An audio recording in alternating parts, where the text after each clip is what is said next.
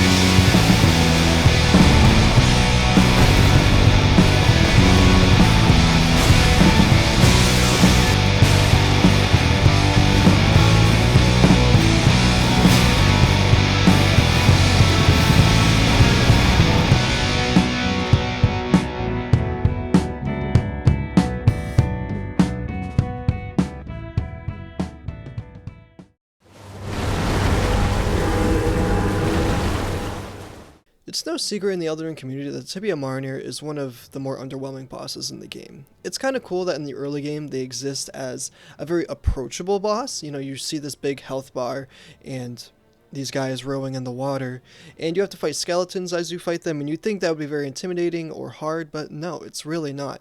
Even in the more mid and later sections of the game where you fight the big skeletons alongside them, it's still just underwhelming. It's extremely easy to avoid. These guys stagger pretty easily. They are a little tanky and they are resistant to status effects, but at the same time, like Deathrite Birds, they are extremely weak to holy damage.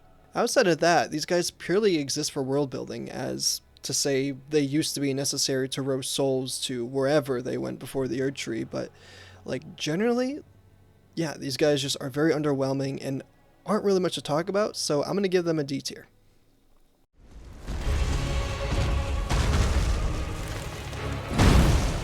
Next on the ranking, I think it makes sense to talk about the Erdtree avatars here. Another boss that you can encounter extremely early on and you will continue to see throughout your entire playthrough. There are a ton of these guys throughout the lands between.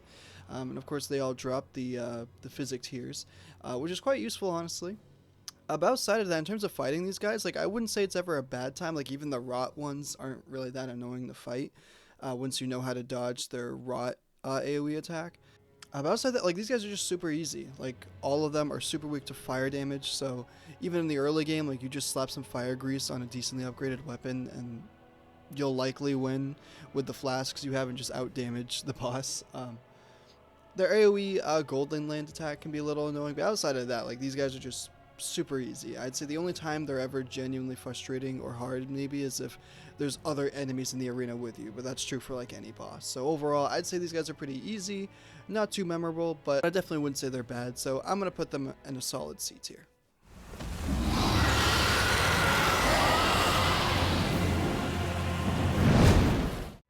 Next up for the ranking, we got the Drakes, or the Standard Dragons, the lesser forms of the Ancient Dragons, and I'd say a lot of people end up with the same consensus of these guys. The first few are actually quite fun to fight, and it's super cinematic, super cool. The first time you see the one in Limgrave fly at you and killing all the people at that camp, super badass. Like I remember I first saw that. It gave me that feeling I first got when I played Skyrim and killed a dragon for the first time. Like it was awesome.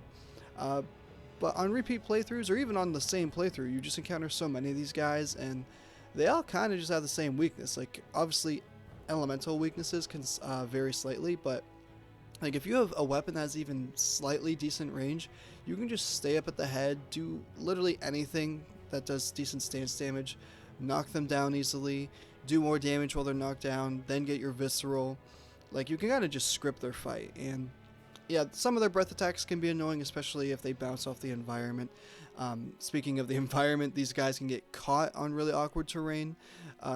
It seems like FromSoft has done their absolute best to get around it, but there's still a field boss at the end of the day that just flies around and gets caught on stuff, and it can definitely make certain fights a little bit more frustrating.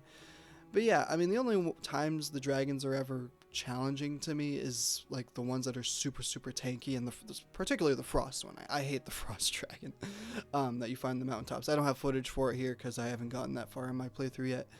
But yeah, I'd say all of these guys are fine. I'd say they're another solid C tier, honestly. Our bosses so far, as you can tell, have been pretty average. Nothing that feels insulting, just nothing that makes you jump out of your seat. But our fourth entry here is probably my personal favorite field boss, and that is the Tree Sentinel.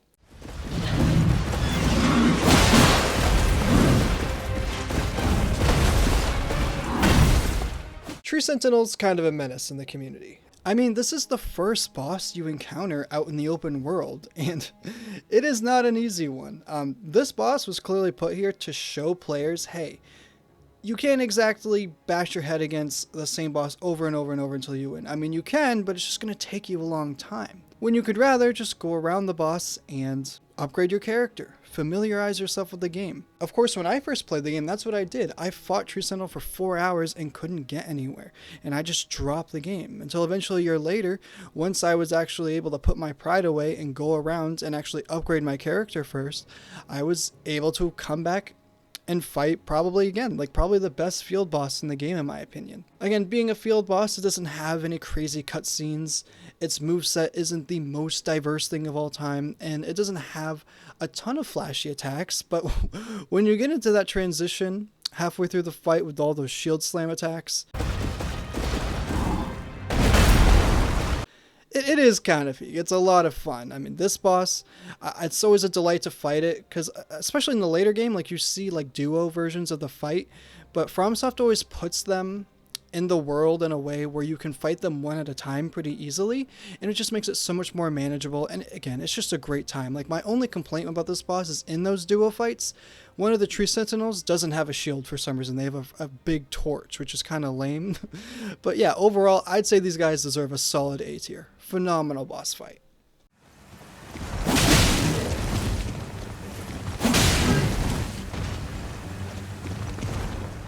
Going back to the more average boss fights, here we have the Knight Rider, or the Knight's Cavalry, whatever you want to call them. These guys are the epitome of how not to do a mounted boss, while the Tree Sentinel is the epitome of how to do a mounted boss. These guys just kind of run around a lot. Like, the Tree Sentinel runs around, but it runs towards you. And these guys do that, but they'll run at you with like a halberd or flail attack, but then they'll run past you. So it's just an attack you have to dodge with no punish window. And if you try and pursue them with running heavy attacks or running jump attacks, they'll just quickly bring out one of their attacks to counteract you, and you usually just end up trading with these guys, and it's just not very fun. You also can't stagger them. You have to kill the horse, knock them down, and then stab them when they're on the ground, which does do a ton of damage, but it's like, I don't know, it just doesn't offer the most fun or interactive fight. I know at the very beginning of this, but I said average, but low-key, I think I'm going to put these guys in D tier. Just not a very fun fight in my opinion, and you do encounter these guys quite a lot, and a lot of players are going to be incentivized to battle them because they drop some very good Ashes of War. Some of their weapons are really good. Like, it's not really one of those below average bosses you can avoid, so a little bit annoying. I wish FromSoft gave these guys a little bit more of a fun moveset, but can't all be winners, I guess.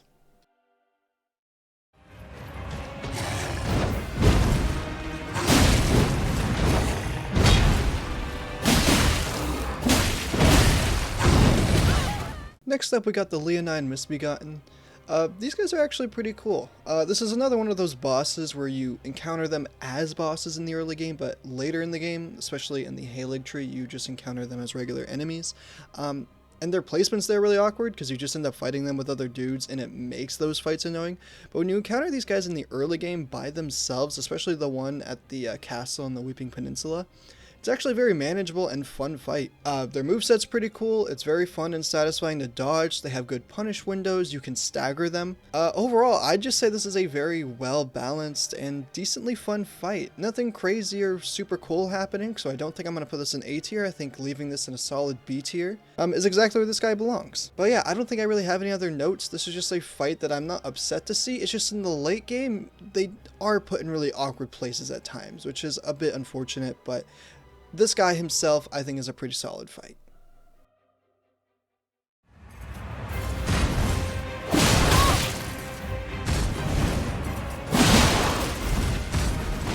Next up, we got the Crucible Knights. We're talking about both versions here, not the duo fight though, we'll get to that later. But yes, the Great Sword and Great Shield Crucible Knight, as well as the Great Spear Crucible Knight. I'm ranking them together because I think they're both incredible. Neither of them really have any downsides in my opinion. I actually used to avoid these guys like the plague when I, probably for my first 2 playthroughs actually. I just thought they were so intimidating because they are pretty heavily armored. Their windows can be really tight, they're very punishing, they close the gaps pretty easily, and their phase transitions with their crucible spell attacks can be quite devastating to face. But overall, like once you learn these guys, it's just so much fun to fight. I actually heard they're very fun to parry, but I never do the parry mechanics, so I can't really confirm the validity of that. But I mean, even just fighting these guys regularly, I think they have really fair punish windows. I honestly feel like this guy's in a pretty similar spot as the Tree Sentinel. Just a very fun field boss that I'm always happy to see. It just doesn't do anything crazy or spectacular, so it can't get in the S tier. But overall, very, very fun fight. I'm always happy to see these guys, and yes, there are literally 16 of them that you can find. Actually, more than half of them are just mini bosses, so like they don't have a boss health bar, but they're an enemy that you kill and they don't respawn after that. But there are enough of these with a boss health bar that they of course warrant being on this list, and yes, I think a solid A tier is exactly where these guys should go.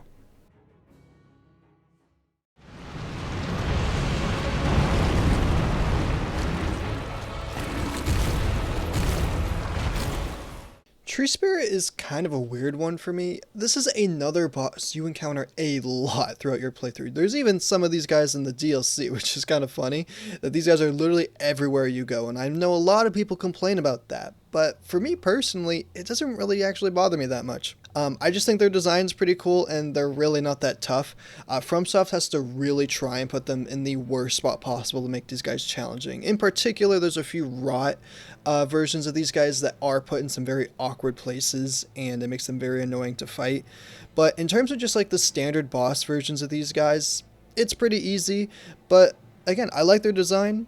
And I don't think they're a bad time necessarily. They do have their explosion AoE attack where they just explode into holy damage, which is a little annoying to dodge. If you're already in the middle of a combo, this attack is gonna hit you and you just gotta tank it, which is very annoying. But other than that, these guys have like, what, 3 other attacks?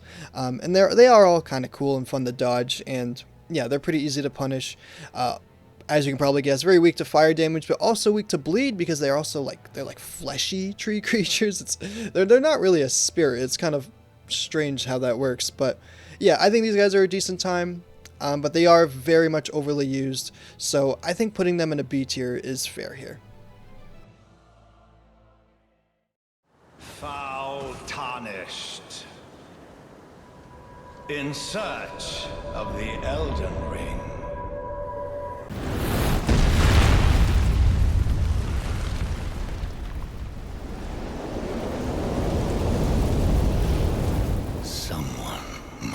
Extinguish thy flame.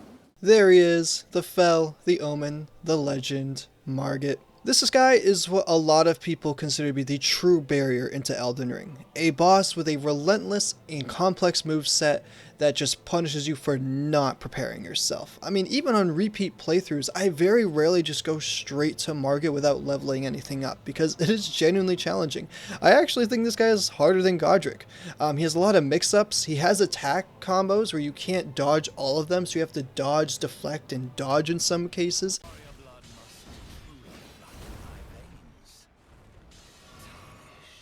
Which is super satisfying. I know people that prefer to be able to no-hit bosses without being chipped at all.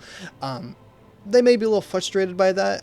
Actually, in the Elden Convergence mod, they actually slow a lot of Margit's attacks down in order to prevent stuff like this, but I think it's super cool. He has a super diverse and fun moveset.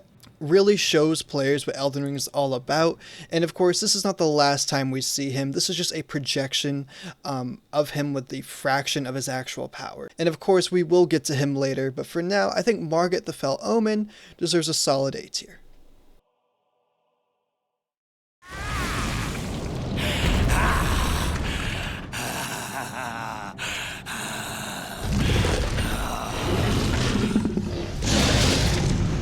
Forefathers, one and all!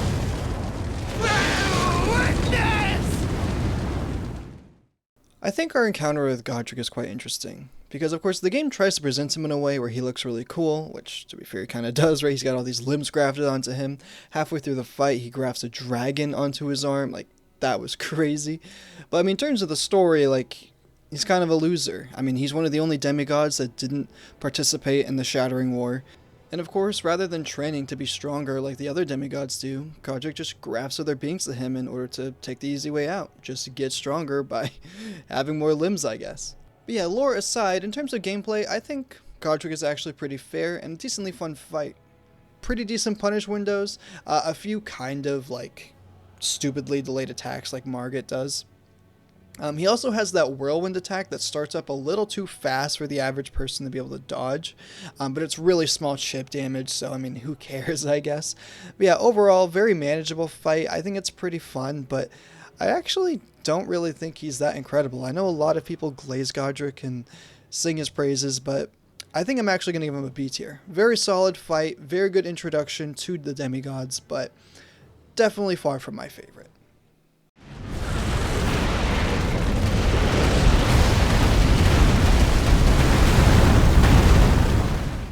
I honestly feel like I don't have too much to say about the magma worms. I mean, it kind of makes sense considering these are literally just people who turned into drakes from overconsumption of the dragon communion. And yeah, they're just like big salamander dudes that crawl around spewing lava everywhere, and they got their big hairy sword that is admittedly quite good, but it's ugly. Why would you use this thing? It's terrible. Ugh. But anyway, no, I mean, these guys are fine to fight. A lot of them, once you get them to half health, they'll start standing and they'll have like overhead swing attacks that have really delayed dodge timings that do a ton of damage. But overall, I really don't think they're too memorable, but I also don't think they're that bad. So I think giving them a C tier is fair.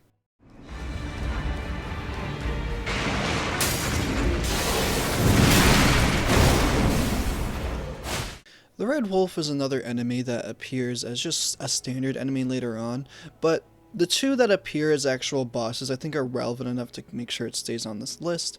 One, of course, being right before the Renala fight and being the Wolf of Radagon, which makes sense. I actually think it's kind of cool that it seems like these guys are gifted or claimed by champions. That's a very interesting concept, but overall, these guys are super weak. Like, they do spam projectiles here and there, and their attacks can definitely trip you up, but they have, like, no health. Like, I'm talking, like these guys cannot take any hits at all. I think overall they're probably one of the easier bosses in the game, and they're not too memorable. I feel like a broken record here, but I think C tier is where it's going to land. Mother's rich slumber shall not be disturbed by thee. Foul trespasser. Send word far and wide. Renala is another one of those bosses that is really cool to face on your first playthrough. The visuals are incredible, the voice acting, the fight's gimmick seems pretty interesting, but on repeat playthroughs, this is just a tedious fight. The gimmick is just a roadblock for you, right? You have to go through 2 full health bars that don't really test your skill much at all. It's just a lot of dodging projectiles in the second phase and the stupid summons. I personally have a deep-seated hatred for bosses that summon other enemies to fight you, unless they take themselves out of the fight when that happens, and Renala kinda does, but sometimes she still throws spells at you while Bloodhound Knights and dragons are chasing you, it's just kinda lame, in my opinion. And the thing is, I do respect Renala's place in the lore. She's the mother of 3 demigods, and she is a poor woman whose husband left her in order to be with himself, question mark.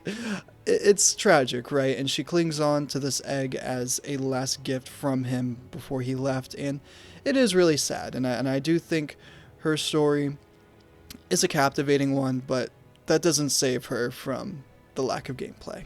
And the thing is, while she's not technically mandatory, she does allow you access into the capital without killing Radon and Rykard.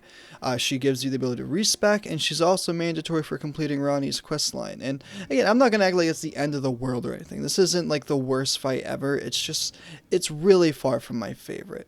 I honestly don't think I'm going to give her a C tier. I think I'm actually going to put her down in D tier. It kind of breaks my heart a little to do that because of the amazing visuals and everything, but I genuinely just can't stand bosses that not only just spam spells at you, but just summon other creatures to fight alongside them.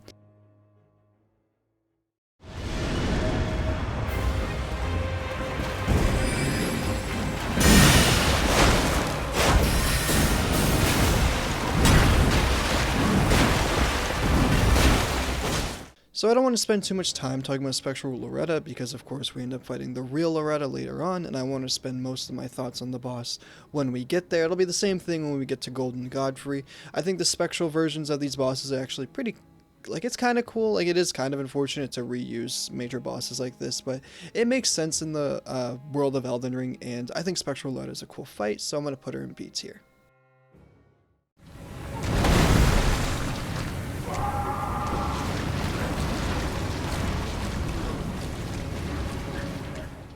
Wormface is another boss and enemy where I can really appreciate the world building and the story that goes into it, but the fight itself, it sucks. I mean, it's just these big dudes that are weak to fire damage, resistant to holy, and yeah, they just try and grab you and eat you. They spray Deathblight everywhere, and I know people say like, oh, if you died of Deathblight, you deserved it. Like, and yeah, it's pretty easy, like generally pretty easy to avoid, but you can get caught up in it sometimes and just die instantly. If you don't know Deathblight, when it fills up, you just instantly die. And it's not the most fun mechanic to have to work around, especially if that's the main way these guys are attacking you. Outside of that, it's the grab attack and just slamming their feet and their face into the ground. They're not very tanky. Again, being weak to fire damage, you can take care of them pretty easily in most cases, but just not a very fun or interactive fight, I gotta say. So I think these guys will also be getting a D tier.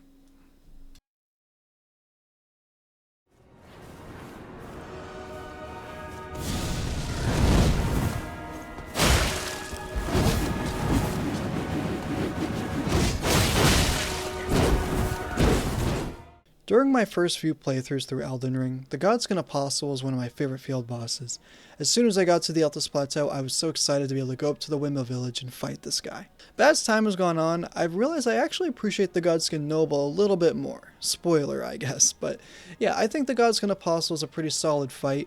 I know it has this like double slash attack that'd be kind of hard to dodge, but outside of that, every attack is very manageable, very good openings, and I like the phase transition with this guy. I actually do think I prefer the phase transition with this guy a little bit more than the Noble. But yeah, I guess we'll talk about the lore for both of these guys here.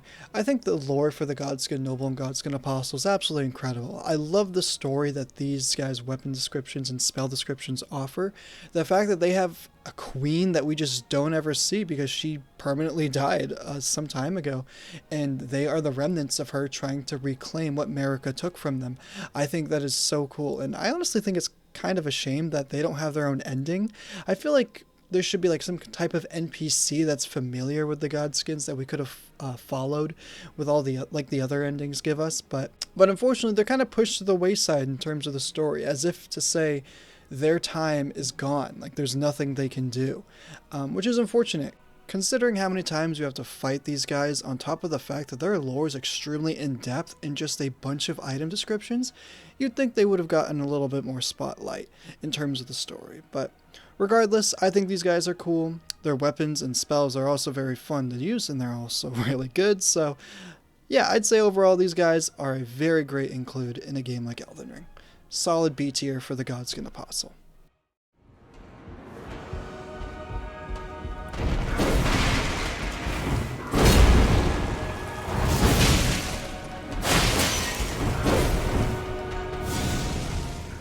So yeah, as stated when talking about the Godskin Apostle, I've actually learned to appreciate the Godskin Noble a lot more.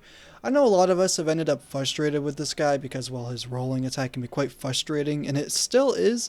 Not necessarily because it's hard to get the hang of, but because he'll clash with the environment and just start rolling over you when you least expect it. Like, the average person's reaction time just can't really deal with that, unfortunately. It is an unfortunate downside of a boss like this, but outside of that, like, there's not really any other attacks that I find frustrating about this guy. You have his big belly flop where he jumps in the air and slams down. Very easy attack to jump over and very satisfying at that.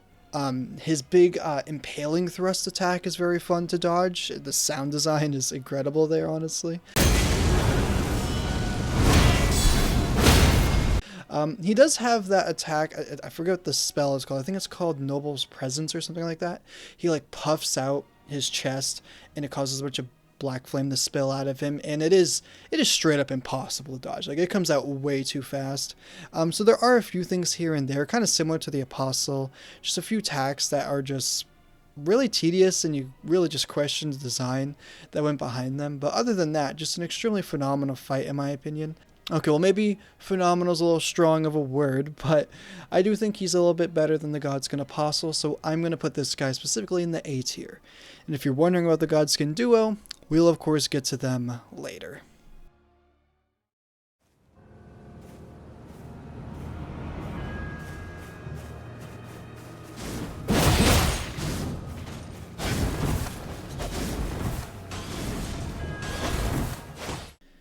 You know, despite the fact that the Black Knife Assassins are never necessarily a boss I ever look forward to fighting, I have to admit FromSoft did a pretty good job designing them. I mean, for an enemy with just a dagger to fight with, they're pretty fun and interactive. They have their grab attack that they like to use a lot, and of course the black flame that some of the later ones use can be quite deadly, but the attacks are very telegraphed, not the hardest to dodge. Overall, I'd say these guys are quite fun. And in terms of the lore, I mean, these guys are arguably the main reason why the game actually happens. These are the people Ronnie hired to kill Godwyn, and of course that causes Marika to shatter the Elden Ring, and is the whole reason why we as a Tarnished exist. So yeah, these guys are pretty important to the story, they're pretty decently fun to fight, and yeah, I'd say I probably would have put these guys in C tier after my first few playthroughs, but fighting them enough times and just learning how to interact with them, it's quite a good time, so I'm going to give these guys a B tier.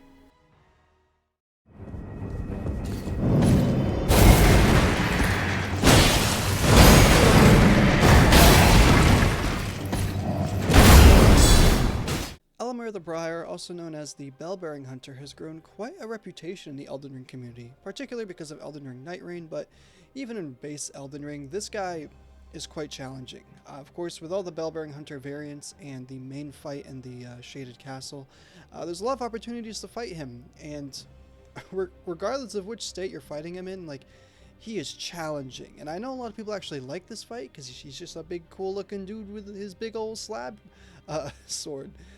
But I actually really don't like this fight. I feel like my complaints with this fight are very valid, but they could also just be a skill issue, and that's the fact that this guy has basically no healing windows. If you do mess up just as a human being, you just, you know, get hit by an attack, it takes half your health bar, you need to take a second to heal, and almost none of his attacks give you enough of a healing window to be able to successfully heal and then dodge the next attack. It can't happen.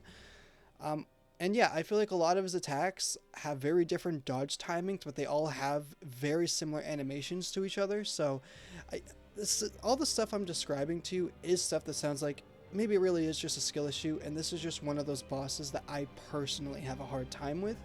But yeah, it's my list, so I'm honestly going to rank this guy a D tier. A fight that I really, really wanted to like, a fight I really wish I could look forward to pursuing, but I just don't. I just wish he had a little bit better of healing windows, and his attacks just felt a little bit more unique in terms of the animation and the dodge timings. Now he gathers the corpses of former friends and foes alike, gorging on them like a dog.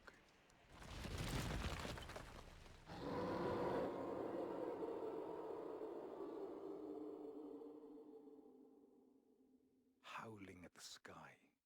Starscourge Radahn is one of the most beloved bosses in the community. I mean, in great part due to the fact that there's an entire festival around killing this guy. He's a very prominent character in the story trailer fighting Melania, and he has some pretty cool moments. The part where you get halfway through the fight and he grabs a star from space and slams it down into you. I mean, that was super awesome. And of course, all of his gravity attacks look super cool, and his wild strikes are super satisfying to dodge, but outside of that, I don't really feel like this is the most incredible fight ever, and fighting him on your own actually isn't my favorite thing. I almost always summon the NPCs to fight him, and we usually end up taking him down super easily, but when you fight him one-on-one, it actually is genuinely challenging, but it isn't my favorite thing to do. So I think I'm going to give Starscourge Radahn a B tier, but I could totally see why this guy ends up in A or even S tier for some people.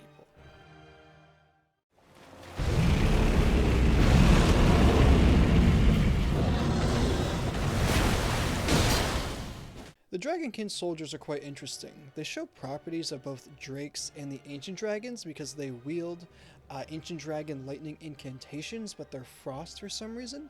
Their origin is very interesting, and you fight them all underground, and I think they're a pretty decent fight. Although it's strange, the first one you can encounter, of course, has its frost AoE attack and uses the frost lightning spells, but the other two you encounter later on are weaker variants that are pretty basic. I want to say these guys are a lot similar to the Erdtree Spirits. They don't really have a ton of attacks, but they aren't very strong. Overall, they're pretty easy to take down. They aren't very tanky. And yeah, I feel like it's really easy to overlook these guys, but visually I do think these guys are quite cool, and while the fights never last too long, they are quite fun, although I will always be upset that one of them is in the Lake of Rot, and yeah, you're basically never going to want to fight that unless you want the weapon to drop. So I say in terms of gameplay, these guys probably end up in C tier, but because of their lore and visual design, I'm going to bump them up to a B tier.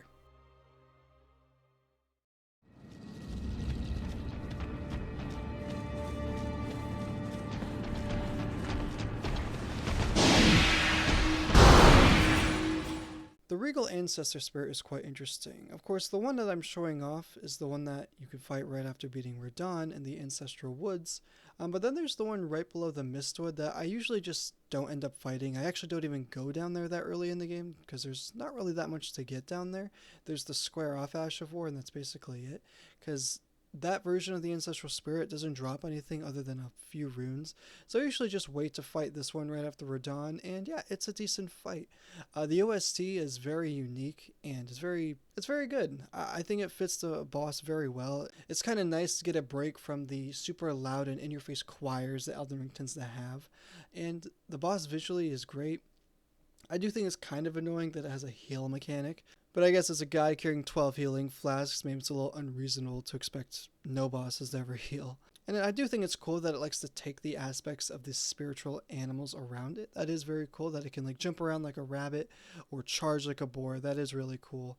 But yeah, I really feel like there's not too much to say here. This is a fight that you can easily skip out on, and I honestly don't feel like you're missing out on too much. But I wouldn't say it's a bad fight by any means. I think there's a world where we put this in C tier, but for now I'm thinking very low end of B tier.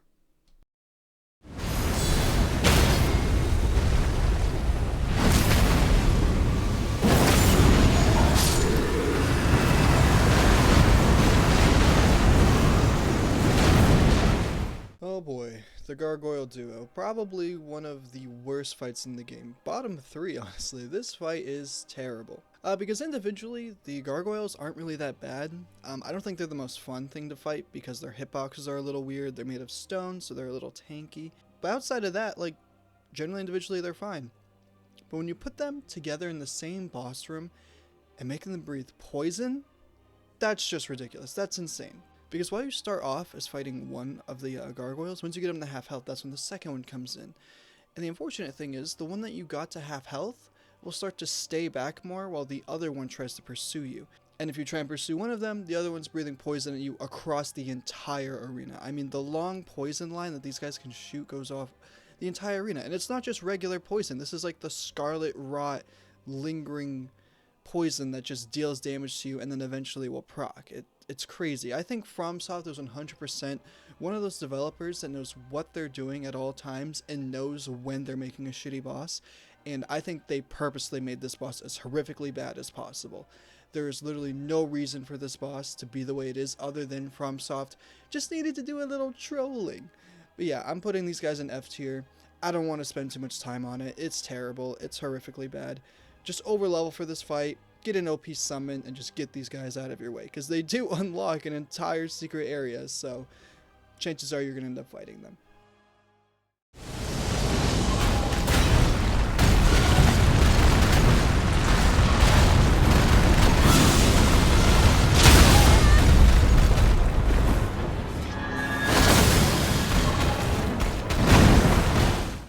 The Falling Star Beasts.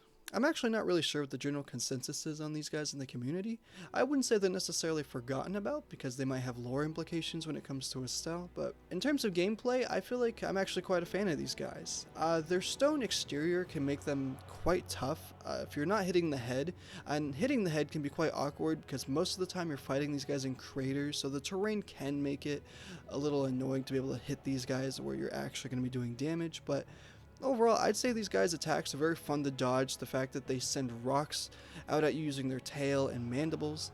The gravity attacks can be a little awkward to learn at first, but they are very satisfying to dodge once you get the hang of it. The fully grown one at Volcano Manor, the one that can send you up into the sky with its gravity and slam you back down just like Estelle does, that attack can be a little annoying because the animation's kind of fast, but most of the time you can just run away from it, no problem. But yeah, overall, I think these guys are a great time. They just slam their body everywhere. All the attacks have super good punishing windows. Not really any frustrating dodge timings at all. I'd say these guys are, yeah, a great time. I'm going to give the Falling Star Beasts a low A tier.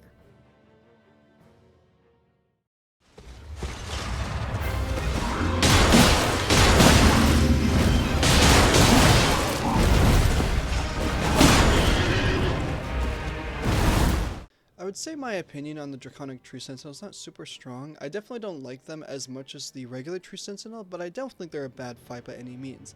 I think the fact that the horse spams fireballs at you, and in the second phase they can also strike lightning on you, makes the fight a little more annoying. It's just like you have to take the time to make sure you dodge those attacks, so it does draw out the pacing a little bit compared to a regular Tree Sentinel fight.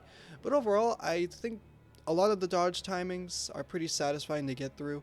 I wish some of the openings were a little longer. If you don't have summons along with you to distract the boss, it can be harder to get some of the longer attacks off on these guys, but overall, I don't think this is a badly designed boss whatsoever. I'm going to give it a B tier, but I could totally see why this is a boss that has really upset some people and it could maybe even end up way lower to them, but I think this is a pretty fair fight, and you also only encounter this guy twice, so even if you do dislike him, really not that big a deal.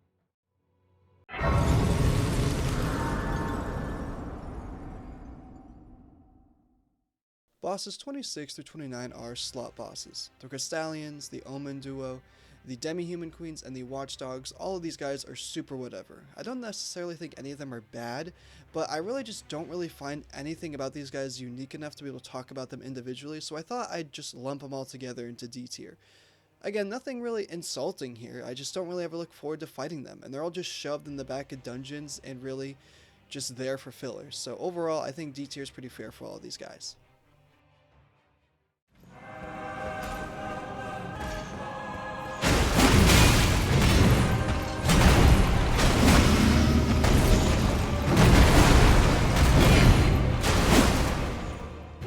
I really feel like Godfrey and the boss that comes right after him to be the absolute peak of the mid-game. Because of course you can do Ronnie's questline and fight Estelle, Fia's questline to fight Fortisax, and those fights are cool aesthetically, but gameplay-wise, I really don't think they're there, especially compared to bosses like this. I know it's just Godfrey's moveset, just without his AoE roar attack, but overall, this is an extremely fun fight that I always look forward to. It is a shame that he really doesn't have a lot of health, or maybe it's not the health that's the problem, it's just by the time you get to the capital, your weapon might be like plus 20 by this point, your summon might be fully upgraded, like this guy can kind of just be really easy to push over, unfortunately, and I wish he wasn't. I wish the fight could draw out a little bit more, especially because his OST is incredible, by the way. Not a unique boss, but gets a completely unique OST that sounds amazing. Lord's Apparition is probably one of my favorite on the soundtrack. But yeah, anyway, I think a solid A tier is where this guy belongs. Thy kind are all of a piece.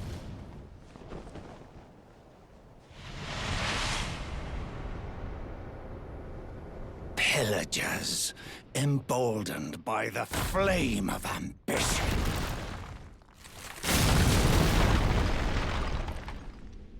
Have it writ upon thy meager grave. I have to say, on my first playthrough, I wasn't a big fan of Morgot. I thought his attacks were way too aggressive, he comboed and comboed, it just kept going, and it really felt like a lot of his attacks had way too specific of dodge timings. But as I've gotten better at the game, and especially after playing through the DLC, I've really grown to appreciate Morgot's moveset. It's extremely rewarding to learn, and yeah, I think this guy's just a great time. I think a lot of people also say similar things that I've said about Goldfree about Morgot, and that's the fact that he doesn't have a lot of health for when you find him. Because by the time you get to Morgot, you've already done everything in the mid game. At least that's usually how people do it. So you're just going to be a little over leveled for this guy, and he's going to be a walk in the park, unfortunately, in terms of outpacing him in terms of damage. But overall, this is a very fun fight, and of course Morgot as a character is very intriguing. The fact that he was shunned by the Golden Order, but unlike his brother, swears to stand by it and protect it, and he leads Landau's armies after Queen Marika gets imprisoned. Like, just an intriguing character that also just so happens to be one of the best bosses in the game, especially in the mid game. Again, just the absolute peak of it and what you are going through this entire world for. It's unfortunate that right after this guy you have to fight some pretty terrible bosses, and of course we will get to those. But I think I'll give Morgot an A tier, very close to an S tier. Again, he just needs a little bit more health, and in the second phase with all the sludge and the golden daggers everywhere, it is a little cluttered on the screen, so I think A tier is exactly where he should end up.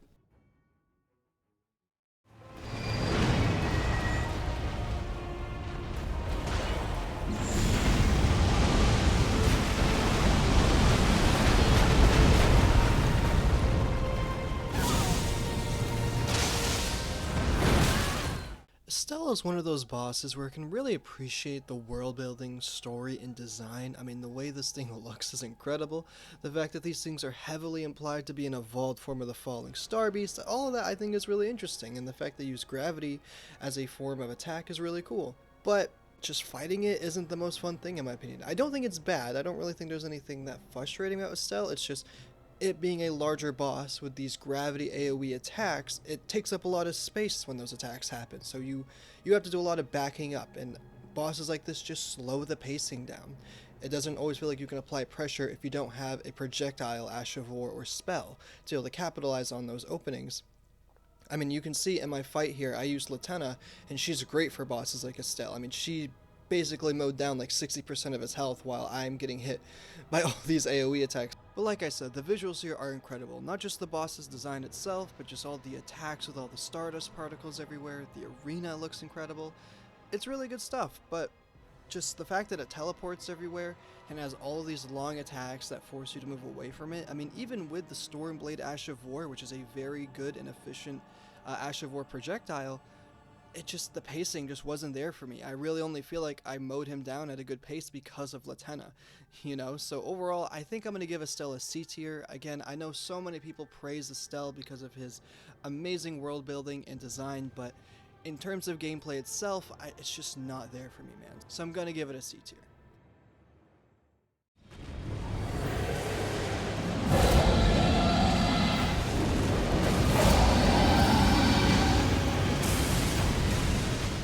So I've decided to lump Vortisax with the other ancient dragons. I am giving these two separate placements, but my issues with these fights are honestly very similar. Vortisax just so happens to be the most unique of the ancient dragons, so he will get his own placement. But anyway, I'm really not a fan of any of these fights, right? The ancient dragons just aren't fun to fight at all, because unlike regular drakes, you can't lock onto their legs, and you can lock onto their head. But unlike fighting the drakes, that's not a very viable strategy because, well, they don't keep their head low for very long. And they also have extremely high stance, like it's really hard to break their poise. I don't think I've ever broken an ancient dragon's poise. So unless you have a projectile Ash of War, this boss is going to be extremely hard because if you try and just hit the legs the whole time, you can't lock on. So you have to free aim attack, and for some weapons, that is extremely hard to do. And on top of that, Vortisax himself has a red lightning strike down on you as soon as you get anywhere near like the lower half of his body, and it's not like impossible, like it's not super hard to dodge. It's just like another thing on top of an already very tedious and annoying fight, you know. Vortisax Does have a leg up on the other ancient dragons though because of his amazing visual design. Some of his attacks look absolutely incredible. The lore that's involved with him and Godwyn is really cool. Like a very cool character in the world of Elden Ring. It's just he's an ancient dragon and he has a lot of the same issues that they do, and I just really don't find these fights enjoyable. You do have to fight a lot of these guys, and the one that you fight in the DLC, I think it's Senesax, that one's insane. That one's horrifically bad. I just cannot comprehend why FromSoft felt the need to make these guys so frustrating. I understand making them strong, right? Like, they were an ancient race that used to rule the world. But god, they are just so frustrating and I cannot stand fighting them. So I'm going to give the standard ancient dragon an F tier, and I'll give Fortisax a D tier because of its really cool lore and visual design. But overall, I have to say, these guys are the epitome of how not to design larger bosses.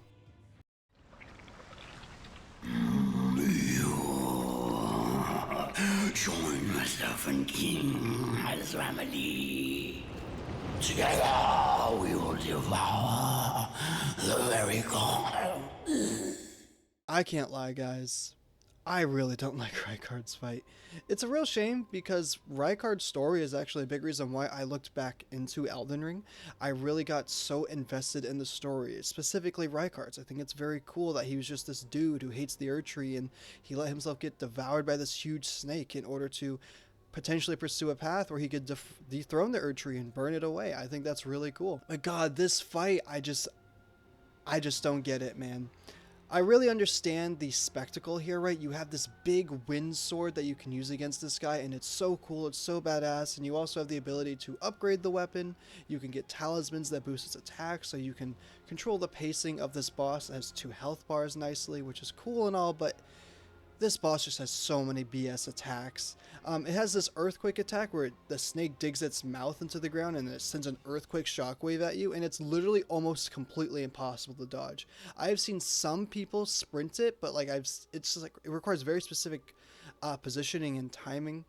So you usually end up having to use an Ash of War that just lets you tank it, or you just, take the whole damage and heal. And the frustrating thing is, this is an attack that's impossible to dodge, but it doesn't happen for everyone. I've seen people go through multiple playthroughs without seeing this attack at all. But when I was first trying to get footage for this boss fight, I saw this attack like 5 times in a row, and it drained all of my flasks.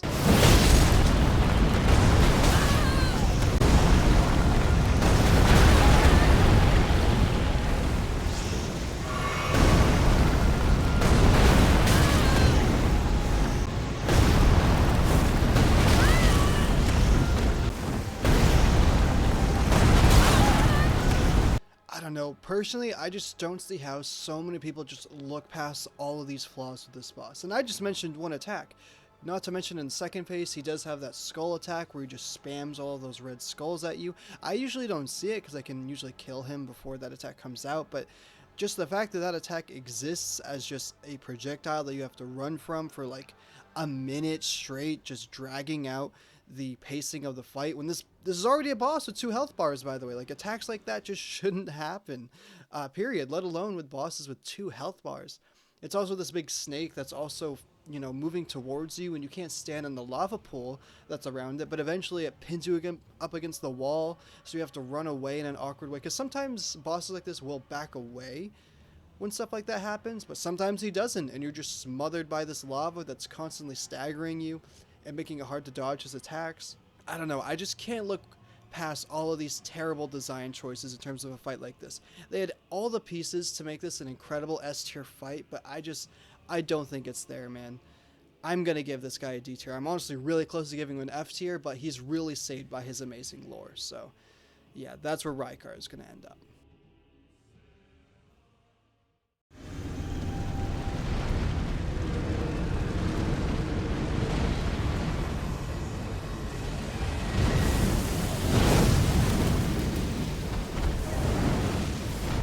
In terms of field bosses, I legitimately think Death Rapers are some of the hardest bosses in the game. Of course, they're extremely weak to holy damage, which I usually try and fight them with if I can, and of course that can definitely make these fights absurdly easy. If you just spam projectile, Ashes of War, and spells, it can definitely just make these fights an absolute joke, but if you're fighting these guys with basically any other damage type, they can be quite frustrating. Their moveset is very complex, and it's very punishing, but it's not really that satisfying to learn. Not because the attacks are super hard to dodge necessarily, it's just with this boss's really awkward shape and hitbox, your punish windows just don't feel great, especially if you don't have a projectile. I, I know this is kind of a pattern we've talked about, right? Having a lack of projectile for bosses like this just can really make them a very frustrating experience. And even if you do have a projectile, sitting there spamming a projectile action war isn't really that fun or engaging. I want to dodge and then get up close and, use my sword, right? And it's not that you can't do that here, it's just you have to really know how to take advantage of your punish windows. You have to know when to lock on and when to free aim the camera, because again, this boss's weird hitbox and extremely aggressive movements can make it extremely disorienting to lock onto it the entire fight. Again, I'm not saying it's objectively bad or anything like that, it's just way more challenging than it feels like it needs to be. It feels like they just try to compensate by making it extremely weak to holy damage, which in my opinion isn't really the best game design or boss design. So I think I'm going to give Deathrite Birds a D tier, even though sometimes I do have a good time fighting these guys. Most of the time I find them quite frustrating, so I think D is pretty fair.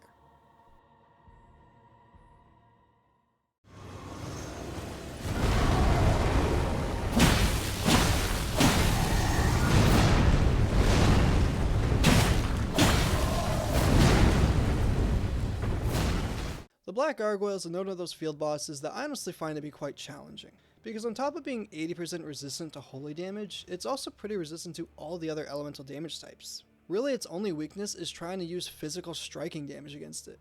Outside of that, these things can really pummel you into the ground, especially if you're using like a weapon that's slashing damage. God, you are in for a rough time.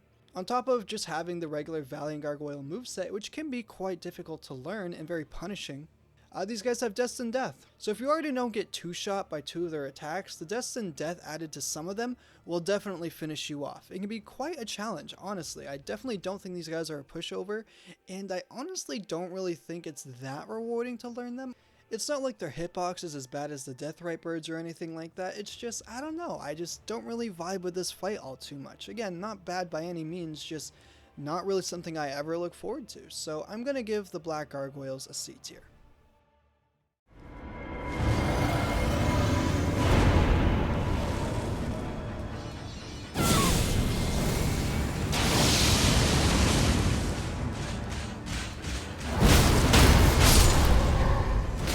So Commander Nile and Commander O'Neill are both bosses I definitely see people jump to hating.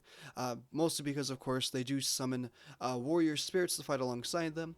The Scarlet Rot, Commander O'Neill, I believe it is, he's the one that summons multiple weaker soldiers, but he does have the ability to buff them and make them very tanky, and they can shoot arrows at you while you're trying to fight O'Neill. And then O'Neill himself has like wind Scarlet Rot attacks, which can be very frustrating to avoid, especially if you just keep getting hit by them, right? Getting procced with Scarlet Rot is not very fun.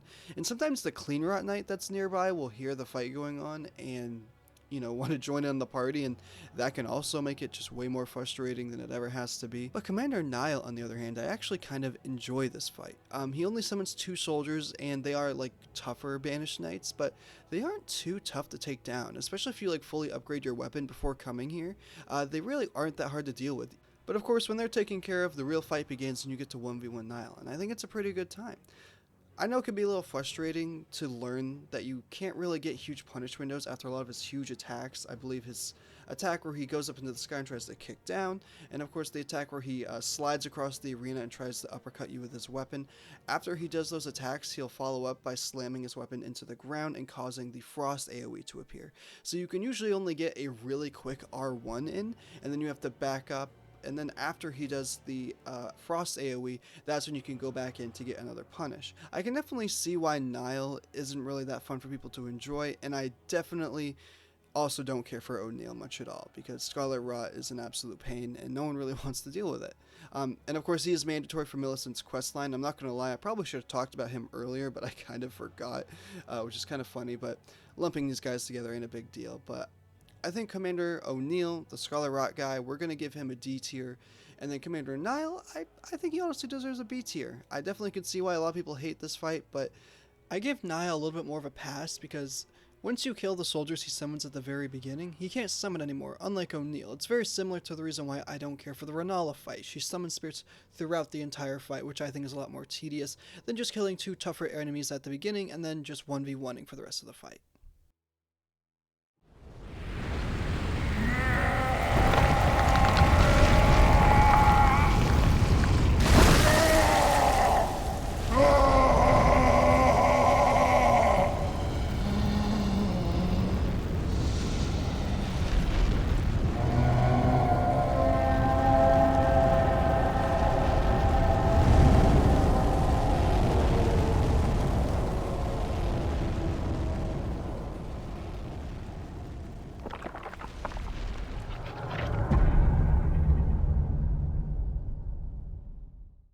Fire Giant might be my least favorite fight in the entire game. While this boss doesn't necessarily have any mechanics that I find as frustrating as some of the other bosses I really don't like, the fact that this thing's health bar is just so massive, God, I hate it. I just cannot stand the fact that a boss like this just exists with such a large health bar. If you're not fighting this guy with a bleed build or a fully upgraded somber weapon, the pacing is just horrible, and to my understanding it's almost impossible to get a fully upgraded non-somber weapon before fighting this guy. I could be wrong about that. I'm sure there might be enough smithing stone 8 and 7s for that, but I highly doubt it. Most of the time you'll be fighting this guy with a plus 18 to plus 20 weapon, and it drags out the fight because he already has an insane health bar, and once you enter phase 2 he has a ton of resistances, and overall I just don't find this to be a very fun fight.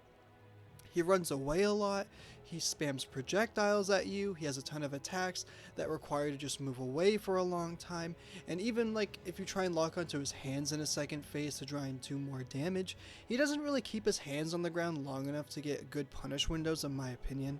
And you can try and stick by his legs, but you're just not going to do any damage. He has so much health, so much resistance. God, I cannot stand this fight, man. Again, it's just another fight where I really just cannot fathom why they made the design choices they did.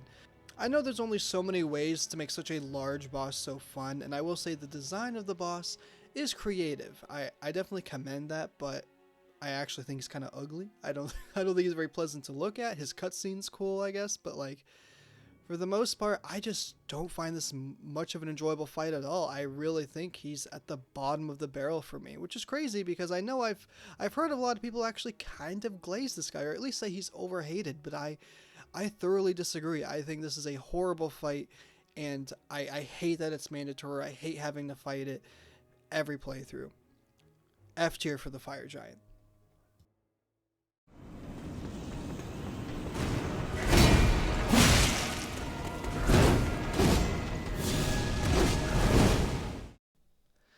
Alrighty, time to talk about a boss that's not just well known in the Elden Ring community, but in the gaming community as a whole, and that is the Godskin Duo. This is one of the most hated fights of all time, and while generally I have been in that camp through most of my time playing through Elden Ring, I have kind of started to try giving this fight a little more credit, but whenever I do try to give this fight credit, I feel like I'm grasping at straws. I give this fight excuses that you can give basically any terrible fight.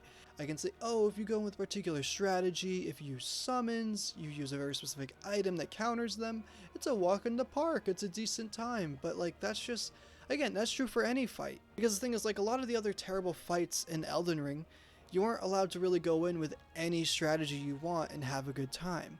When we talk a lot about the best bosses in the game, of course I talk about how their moveset is fun to dodge, they have cool lore, they are pretty fair and fun to learn, but it's also about the fact that, again, you can go in with just about any build that you want.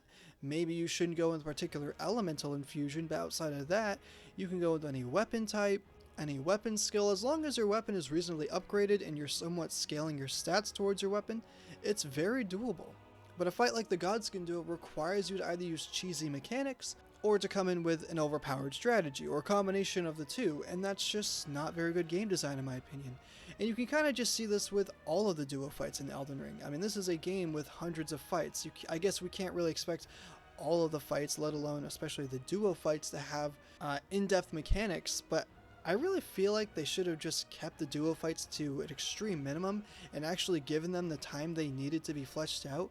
Because Because while I haven't played the other Souls games, I've actually heard good things about some of the duo fights in those games, and it's almost like it's because those games have a few dozen bosses at most, so they have the time to flesh out a lot of those duo fights and make them enjoyable. But the Godskin duo is clearly the epitome of us just not getting that. We of course have two separate entities with their own health bars, and then a huge health bar that you have to deplete in order to kill both of them. And like you can tell, like they tried to give this fight a gimmick, but it's just not one. Number one, it doesn't make sense in context of the lore. Where is this arbitrary health bar that all of a sudden when it depletes both guys die? Like, Elden Ring is usually pretty good at giving explanations for why the gimmicks exist in terms of gameplay and the lore, but here it's just, it exists for the sake of existing, for the sake of looking and appearing different and a little quirky. Like, again, I think it's just very clear that maybe FromSoft didn't want to make duo fights the way they had to with their development time, but if anything, yeah, that just should have meant they include a very minimal amount of them, because most of them are not necessary. Yeah, this is a fight that I just don't find very enjoyable. At best, this is a C or B tier fight when you summon Burnout and a Spirit Ash. I do find that somewhat enjoyable, but of course summoning an NPC makes the fight way longer. Even if I do it by myself, yeah, I might die on my first few attempts, but if I have an upgraded enough weapon and a good enough strategy, I can usually deplete the health bar just fine. It's just not the most fun or enjoyable thing. It's just a lot of anxiety about whether or not the two separate entities are going to cooperate with me or not, and that's just not very fun. And it's a shame, because this is a fight that's comprised of two separate bosses that I enjoy fighting individually, on top of one of the best soundtracks in the game, and it's just, it culminates in this fight that's clearly just underdeveloped. And yeah, I really wish this fight didn't have to be one of the most hated in the community, and I wish you didn't have to resort to such specific methods in order to make it somewhat enjoyable. So I'm not going to give this fight an F tier, but I'm going to give it a D tier. Alrighty guys, so I know we just got done talking about a lot of terrible to average bosses. As you can probably tell, I'm not the biggest fan of the early stages of the endgame, but considering that's now out of the way, the game really opens up to us here. We can now fully upgrade our weapons due to killing the Godskin duo. You get access to the Shard of Alexander, which makes a lot of builds a lot more viable. Our character's probably around a level 100 at this point. A lot of quest lines are starting to close out. We have a lot more access to spells. I mean, really, after we kill Moog, that's when the game truly opens up with the DLC, but even now, the game is going to get a lot more enjoyable. Because while we are far from done talking about some terrible boss design choices, especially a few in the DLC, but we've gotten to a point where we've gotten through a lot of the roadblocks that allow us access to the true peak of Elden Ring. Because you may have noticed we have yet to rank any bosses S tier, and I promise you that tier is not just there for cosmetics. We will be ranking some bosses there, but in order to get to those bosses, we gotta keep ranking.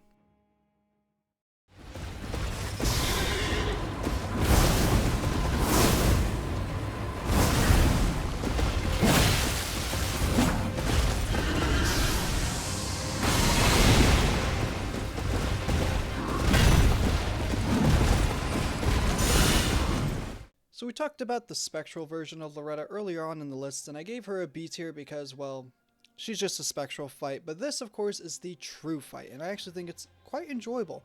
Despite being a mounted boss that can also spam projectiles at you, I really don't feel like the pacing of this fight is ever ruined by it. The Glint Blade Phalanx attacks can be quite annoying, but that's true for basically all of the magic-based bosses. Glint Blade Phalanx can be quite frustrating because they all come at you at separate times, so if you're not moving enough while you're attacking, they can definitely chip you out and stagger you and get you caught in combos, but for the most part, this is a very manageable and fun fight.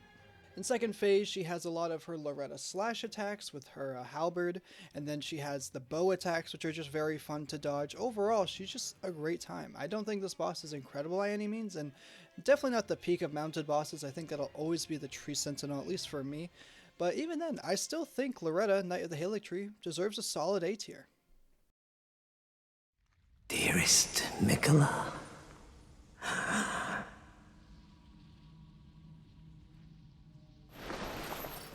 you must abide alone a while.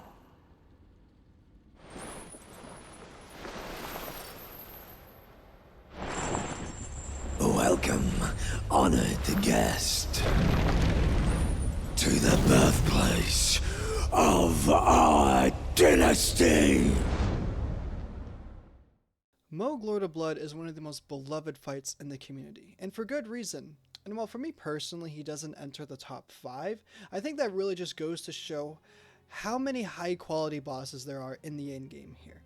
Moog is a boss with a ton of variety with his moveset. It's extremely satisfying to learn, and just all around a very intriguing character as well in terms of the lore. He has a few elements that I can definitely see being frustrating.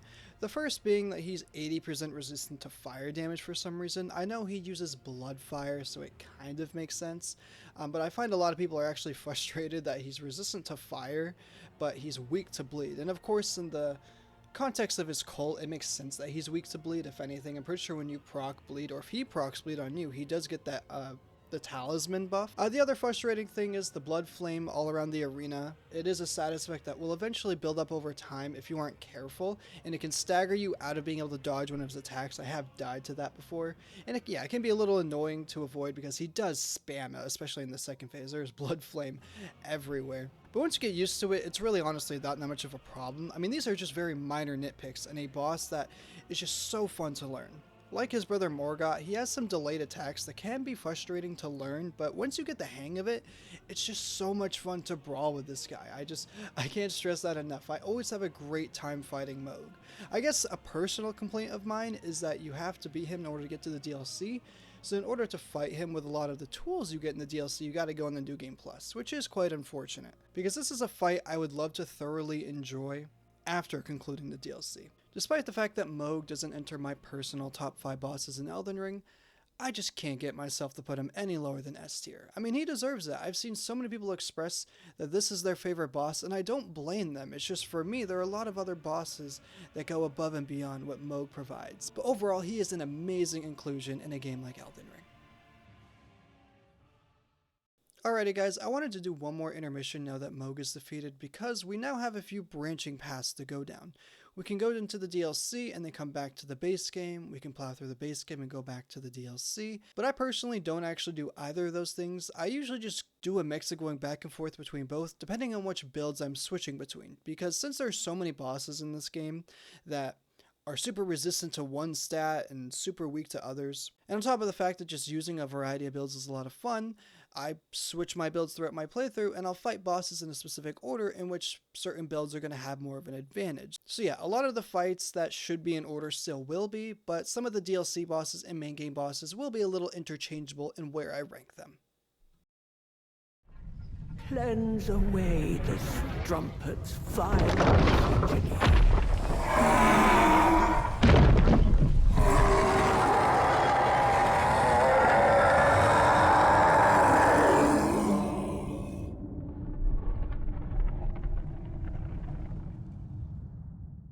I feel like I've seen a lot of differing opinions on the Divine Beast Dancing line.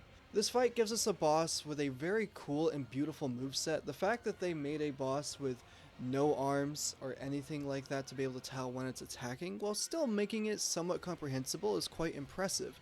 But at the same time, this boss arena is really not that large, and the fact that Elden Ring's camera has not really improved that much from the previous Souls games camera really shows here. If you let the boss push you against the wall too much, it's like almost impossible to comprehend what's happening, and you just have to like keep circling towards the middle of the arena, which doesn't always feel possible with certain types of attacks that you have to dodge. And like I said, switching between different elemental phases is really cool and all, but the fact that the lightning phase just basically forces you to run the entire time is, kind of unfortunate. I'm sure you can find openings here and there, but like it doesn't ever feel safe because the lightning hitbox is so large and it's just very aggressive. It places lightning everywhere it attacks, and it can make it very frustrating to try and get any punish windows in. And I don't know about you, but I just don't really find it that fun to just run from a boss until it decides the phase transition again. A little unfortunate there. But the frost phase and the wind phase are very much fun to fight against.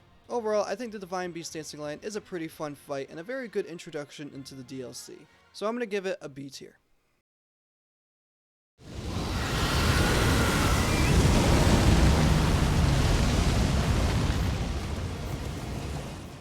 I honestly contemplated not ranking the Ghostland Dragons at all, considering these guys are basically just drakes with a few extra movesets and all, but I felt like those attacks offered a little bit more variety and warrants a ranking. But at the end of the day, I'm actually probably not going to put them anywhere else other than C tier. Yeah, these new Ghost Flame attacks are pretty cool, and if you want to steam through them, you can just attach anything with holy damage onto it. Even if you're doing like a dex or strength build, just attach Sacred Blade to a decently upgraded weapon and you're going to just make these guys fall over. I'd say the main unfortunate thing is the existence of these dragons implied we could have gone like a frenzied flame dragon or a black flame dragon. That would have been really cool, because I feel like Ghost Flame is just kind of underwhelming. It makes sense in the Lands of Shadow, right?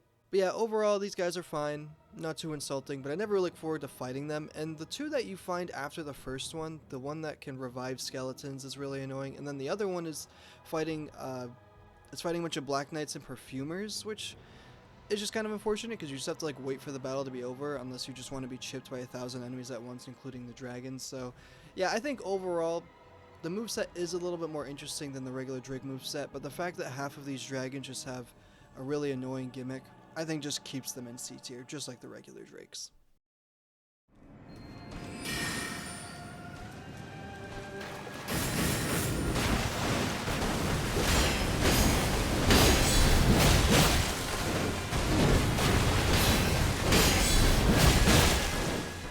R'Lana Twin Moon Knight is gotta be a top 3 fight for me.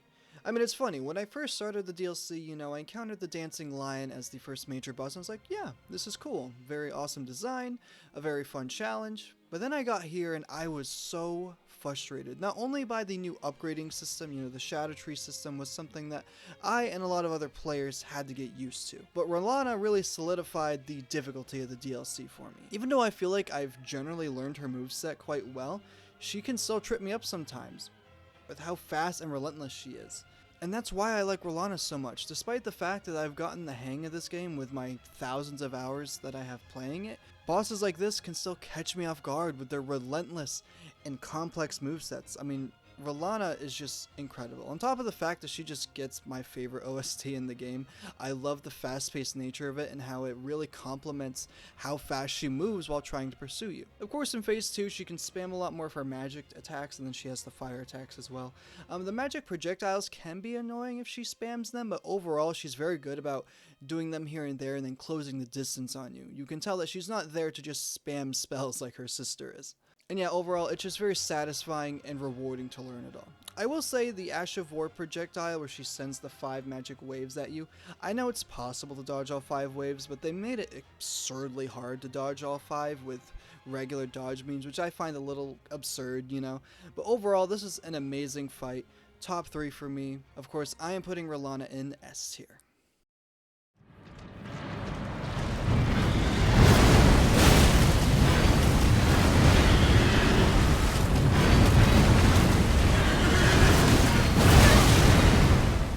I have to say, I'm a little conflicted on where to put the Putrescent Knight. On the one hand, I actually find this to be a very enjoyable fight. I can't really think of any attacks I find overly frustrating to learn or dodge. It's a very satisfying boss to learn, and of course it's weak to holy damage and also not resistant to fire damage at all, so you're able to really go in with any faith build and steam through this guy if you really find them to be a problem for you. But I find the main problems to be, number one, this boss just doesn't feel super lore relevant. Like, it is relevant, it's just, it doesn't feel super substantial. Like, I honestly wouldn't have batted an eye if this wasn't a remembrance boss, because it doesn't really fully feel like one. I know in the game files his name is Knight of the Glowmite Queen, which is interesting, but it's like, it doesn't feel super relevant because there's no other mentions of the godskins in the DLC. Nothing about his remembrance mentions anything like that, so like his lore not necessarily underdeveloped, just not super important to the story. It feels a lot like the ancestral spirit. Or yeah, it's a remembrance fight, I guess, but it doesn't feel super relevant to the overall story at all. But I think the main thing that pulls this boss back a little for me is just the super long journey to get to it. Of course, I'll always go to the fissure in order to get to the Shadow Tree fragments you can get, but outside of that, like, getting past all the annoying enemies that shoot lasers at you and all the birds and all the things that you have to get past in order to fight this guy, it doesn't always feel worth it. And while, again, this is a very enjoyable fight, and I'd say the fight itself is an A tier fight, I think the journey and the lack of lore relevance might put it in B tier. That's my personal take though. I do think the gameplay offers a relatively good fight, like A tier worthy, but outside of that, all these other things kind of holding it back a little for me. So I think B tier is a fair placement.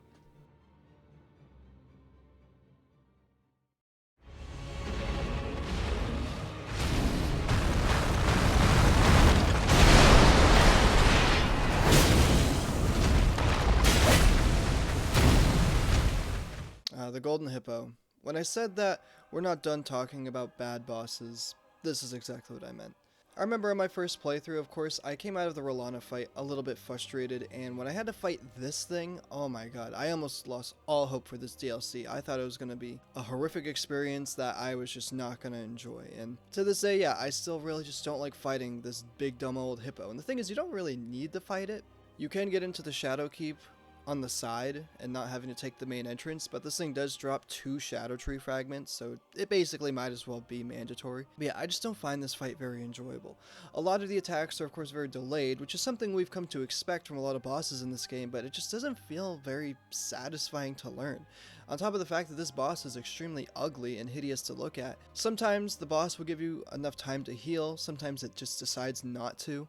But the main thing that frustrates me is in the second phase, a lot of its golden needle attacks just feel so awkward to dodge. The attack where it rolls around spreading needles everywhere, I literally don't think there is a dodge timing to it. I have never been able to consistently dodge it. Sometimes I dodge early and I'm able to dodge all the needles. Sometimes I dodge late and I dodge all the needles, but most of the time it hits me no matter what. And of course, very similar to the Falling Star Beast rolling attack, dodging the rolled needle attack can also be inconsistent. It just feels a little awkward for the timing, but that one is a little easier. And then the one where it sends the needles up into the sky and makes them crash back down, very similar to the Death Rituals attack of the Deathrite birds. Again, just inconsistent. Like, where am I supposed to go to not get hit by this? It is little chip damage and it doesn't usually stagger you, so it's not that bad. It's just like, you know, when you take damage in Elden Ring, that's like, oh, I did something wrong. I did something to deserve this. But these attacks just don't feel like that. It's just a boss doing damage because it says so, because it can, because I don't know, this is just clearly a boss that did not get nearly enough time to be developed. And if you don't believe me, I dare you to try and stagger this boss and try and get a visceral. I have never been able to stab this thing in the eye to get the visceral. I always end up having to do a charged heavy or just spamming R1s instead. I have never been able to stab the little golden eye area you get when you stagger it. It's so annoying. This is clearly a very underdeveloped boss. I remember in the first DLC trailer, this boss was out in the open by the water. I think probably by where the Ghost Flame Dragon is.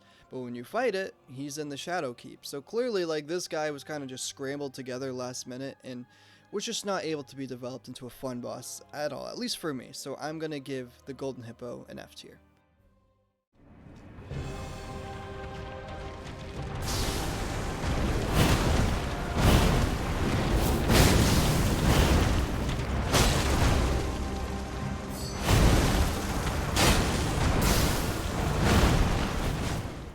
It may seem strange to talk about Romina here, considering a lot of people fight Mesmer first, but for me, I really like to use a fire build throughout a lot of my playthrough of the DLC and sometimes the base game. So usually I'll fight the bosses that are weak to fire in the DLC, maybe come back to a few in the base game if I feel like it, and then I'll switch to a more neutral build in order to fight bosses like Mesmer and Midra.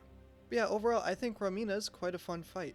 It's unfortunate though, she feels like a character that's quite important in terms of the story, like she's very heavily connected to Malenia with them having similar OSTs and all. And of course it's worth mentioning, like a lot of bosses in the DLC, Romina has some of the best soundtracks I've ever heard in a video game. I remember hearing this song in the story trailer for the first time and it's incredible. I know people just compare her to Mesmer because they're both basically the only mandatory bosses in order to get to the final boss of the DLC. So being compared to Mesmer of all things, you know, she definitely like looks more like a B tier boss in comparison. But for me personally, I actually think she's quite a good time. She's a little frustrating to learn at first. A lot of her attacks require positional dodging. You have to dodge in very specific directions for a lot of her attacks. And some of her openings can be a little misleading. But I think the second phase is quite fun with her flying all around the arena with her butterflies exploding everywhere. It's very fair and again, just very fun and satisfying. I think that's the other thing that people complain about though. Romina isn't really that challenging. Once you learn a lot of those positional dodge attacks, all of her new attacks in the second phase are aggressively easy to dodge. Her stinger attack, Her attack where she flies in the sky, it's all just extremely easy to learn, so I know some people find it a little underwhelming, especially because she can't really weave those attacks into each other in order to make it more complicated for you, the way Rolana does, for example. But at the end of the day, even though these attacks are easy to dodge, I find them extremely satisfying because of the sound design and just the general way Romina presents herself. I think it's a very good fight, and I think she deserves an A tier.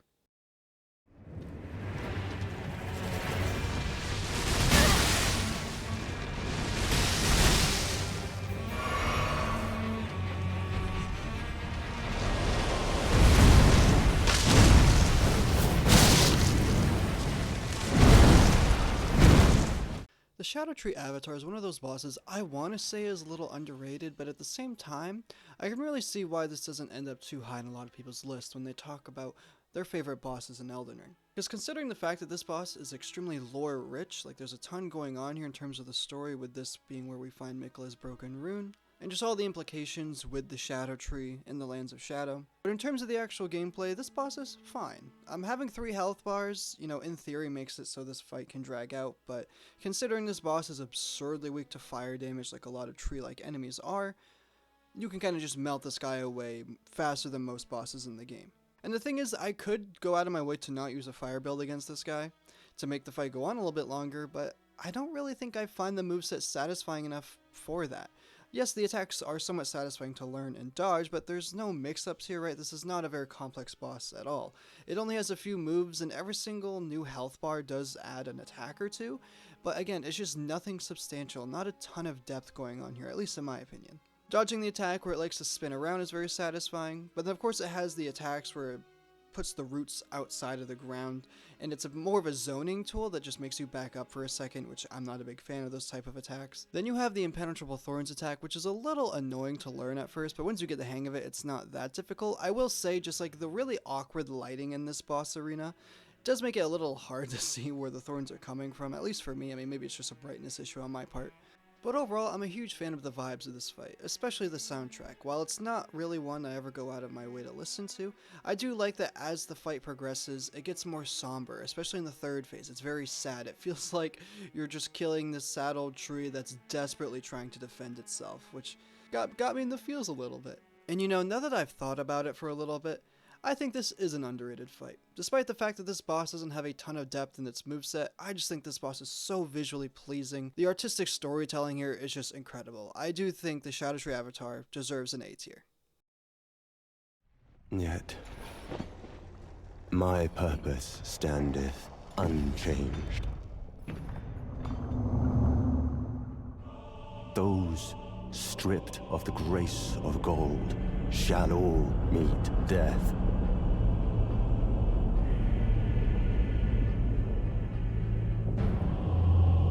In the embrace of Mesmer's flame.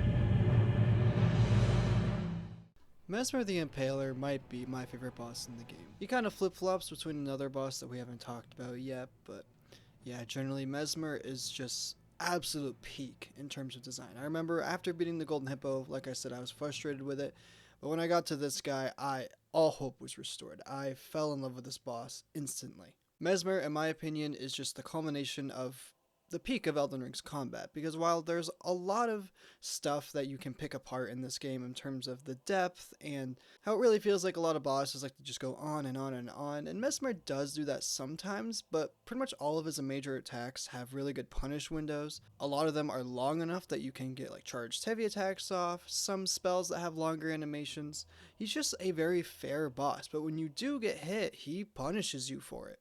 All of his attacks are just so satisfying to dodge. He has the attack where he whips his spear around him and then drags it into the ground and thrusts it towards you. So satisfying. Then of course you have his signature attack, Mesmer's Assault, where he dashes with a wave of fire, then thrusts at you, and then slams the spear into the ground, causing more spears to come and trying to impale you.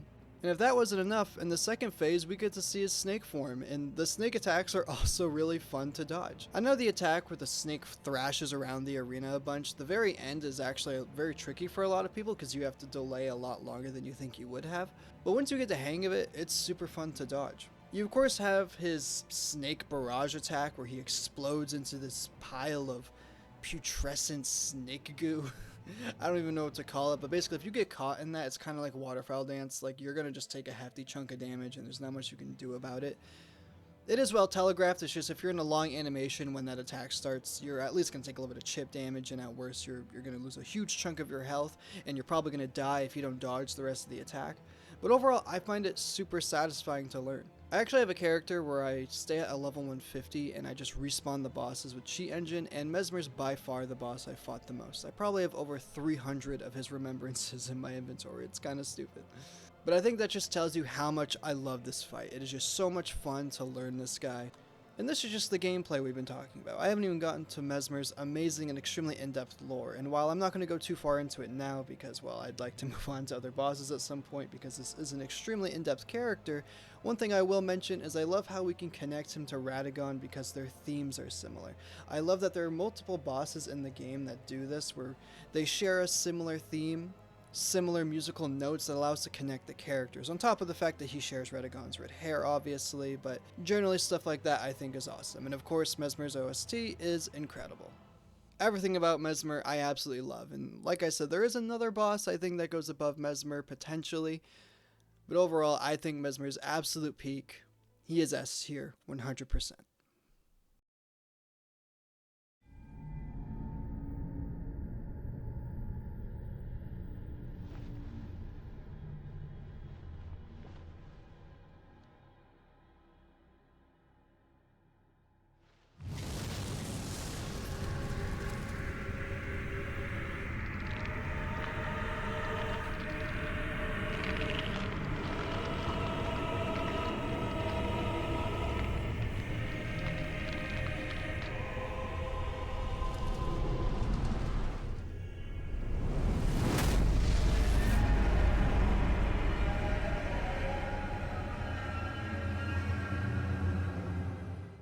The Lord of Frenzied Flame has got to be one of my favorite bosses to come out of the DLC. I mean, for some people, I know it became their favorite, and I really don't blame them, because this is an incredible boss. I mean, considering that you have to travel as far as you do in order to get here, I mean, I'd hope the boss would be worth it, right? Especially because the boss before him is actually really bad, which we will get to. But I wanted to talk about Midra here, because we just got done talking about Mesmer. I just want to keep the S tiers going. Yeah, spoiler, this guy's S tier. Like, he's... I don't know what you want me to say. Again, the build-up that leads to this boss is so cool. Just the Abyssal Woods, traveling through this land that has been completely corrupted by Frenzied Flame, really goes to show why people feared this entity that just possesses people and causes mass destruction, melts away even spirits. That's another thing, right? You can't ride Torrent through this area, which obviously in repeat playthroughs is just more annoying than it is anything, but it really just shows the world building that went into a boss like this, which I think is awesome. But Midra himself, his moveset is really fun to learn. It's not really hard per se, especially because he has really low poise. I'm pretty sure out of any boss in the DLC, he has the most health, even more than the final boss of the DLC. But unlike Consort Radahn, he has a lot of weaknesses. Again, he can stance break really easily, but on top of that, he's weak to slashing damage, and he's weak to bleed and frost. Which makes sense, right? He's just like a hollow, husk, fleshy, bony dude. But that doesn't necessarily make him absurdly easy either. Like a lot of the bosses in the DLC, he doesn't really have a ton of mix-ups. He does have a wide array of attacks in his second phase, but they're all relatively easy to learn and dodge, especially if delayed attacks aren't really much of a problem for you. But all of his frenzy attacks are just so badass, so fun to learn and dodge. I love the one where he has a fireball come out of his head and it explodes. I'm honestly so upset we didn't get that as a spell rather than the friggin' whatever this spell is, bro. I know a lot of people had a hard time learning his attack where he goes up into the air and then slams his head down, causing it to explode. But you really just have to run under him and run around, and then he'll just lose tracking of you, and you get to just run away, heal, buff, whatever you gotta do, and then you can close the gap on him again. He does have that laser attack where I believe it's like the Frenzied Burst spell, but for him it's like 50 times stronger. That attack can be a bit dangerous, because if you're too far away before it starts, I'm pretty sure it's almost impossible to dodge, but usually you're just going to get close up with him, and it's not going to be a problem at all. You of course have his Beyblade attack where he spins around. You can crouch under him and just watch him as he helplessly spins above you, not doing anything. And all this coalesces into an S tier fight. Again, the build up, the incredible soundtrack, the lore that I of course don't have the time to get into, the amazing moveset, like again, bosses like this are the reason why I play these games, and yes, S tier for Midra.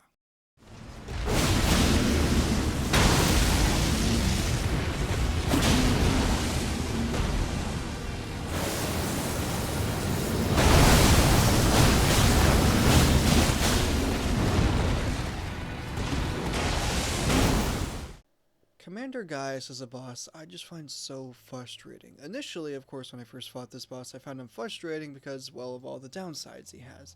The main one being his charge attack. That attack is such an inconsistent dodge timing and dodge direction. Because the hitbox is so large, on top of the fact that it has a separate hitbox on its back hooves, it's like you can't dodge through it consistently, to my understanding. I don't think you can jump over it. Dodging backwards and left and right is just extremely inconsistent. People usually dodge it by using the torrent iframes when you get off or on torrent. You do get invincibility frames. I think torrent can still get hit, but who cares, right? You're not going to use him for the rest of the fight. But as time has gone on and I've learned the rest of his moveset, I've learned that generally I kind of like the fight, and that's what's so frustrating about him. The existence of this charge attack just brings this fight down a lot. I think Commander Gaius could have been an A tier fight. He honestly could have been an S tier fight if his lore felt a little bit more relevant and if he had a unique OST, but he's the only Remembrance boss in the DLC to not have his own unique OST, which is so unfortunate. At least to me, Commander Gaius feels like another DLC boss that just didn't get all the development time he needed, which it's just such a shame. I was really hoping to be able to put another mounted boss in A tier along with Tricentil and Loretta, but Commander Gaius just ain't there, man. Again, it's just such a shame. Commander Gaius was so close to being a boss that I loved, but considering everything we've talked about, I think he deserves B tier.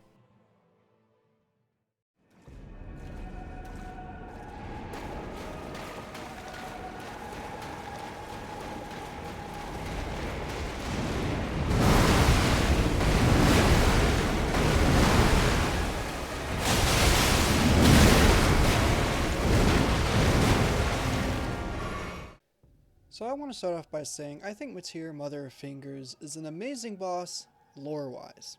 That and the amazing visual design, right? The boss looks cool, the arena looks awesome, just all the fingers in the sky, like it looks so eldritch and creepy, I love it. On top of the soundtrack, especially the beginning with the choir and all that, it's amazing. Like the atmosphere of this fight is incredible. But god, the gameplay in of itself is horrible. I hate this boss with every fiber of my being. My problems with this boss are a lot similar to the problems I have with the Golden Hippo. Just a lot of attacks that feel very delayed and the dodge timings just aren't very clear.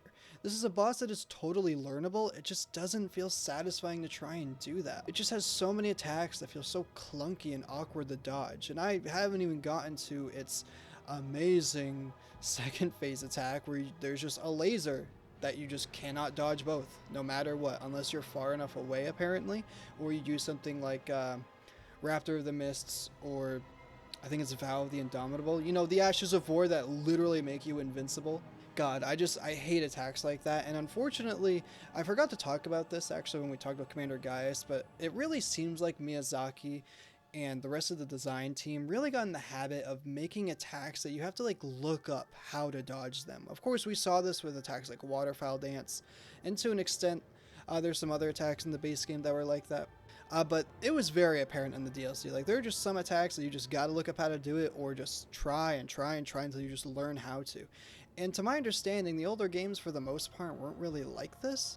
Bosses were really good at telling you what direction you gotta dodge, or if you gotta jump or run away, blah blah. You know, like generally good design leads to that, right? When a lot of bosses nowadays have such big AoE attacks, so sometimes dodging gives you iframes, sometimes you gotta jump, sometimes you just gotta run away and pray, like that's also a thing here, and I'm not a big fan of it. On top of the fact that it summons fingers throughout the fight, and like not a tough enemy whatsoever, it's just like why? Like why are you adding like every single frustrating element into one boss? Like the only redeeming factor is I guess it doesn't heal itself. Like I don't know, I don't really care for this fight, and unfortunately to my understanding it doesn't have any crazy weaknesses. I'm sure it's weak to fire damage, but we're in water, so that's probably almost completely irrelevant. It's just god, I'm just not a big fan of this guy at all. I've considered giving it D tier because of the amazing lore and atmosphere, but I just think that the gameplay is just so horrendous, I can't give it anything better than F tier. I just can't. So that's where my tier Mother Fingers is going to end up.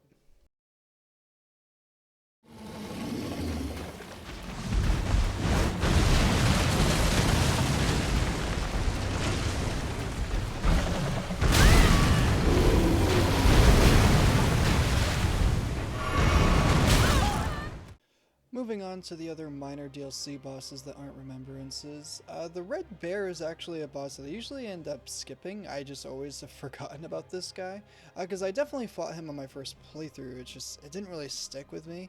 It wasn't a fight I disliked necessarily, and refighting the boss now, I don't think I dislike the fight at all. It's just not anything crazy. It's definitely a lot better than fighting, a rune bear, that's for sure. There's some really fun attacks to dodge here. It's just, the OST is just one we've heard a million times, right? A lot of the gameplay here is stuff that we've seen before, nothing super crazy stands out, but I do think this is a solid fight. I think the earthquake attacks are very fun to dodge, and the second phase when he stands up and roars at you, very intimidating, big lad. And on top of that, he's like weak to everything. He has like no resistances. He's weak to fire, which he is in water, so it's basically irrelevant. But yeah, I mean, this is a pretty decent fight. I don't think it's one that I'm ever going to really look forward to, but I think on future playthroughs, I'll definitely go out of my way to fight him. A pretty decent fight overall, so I think I'm going to give him B tier.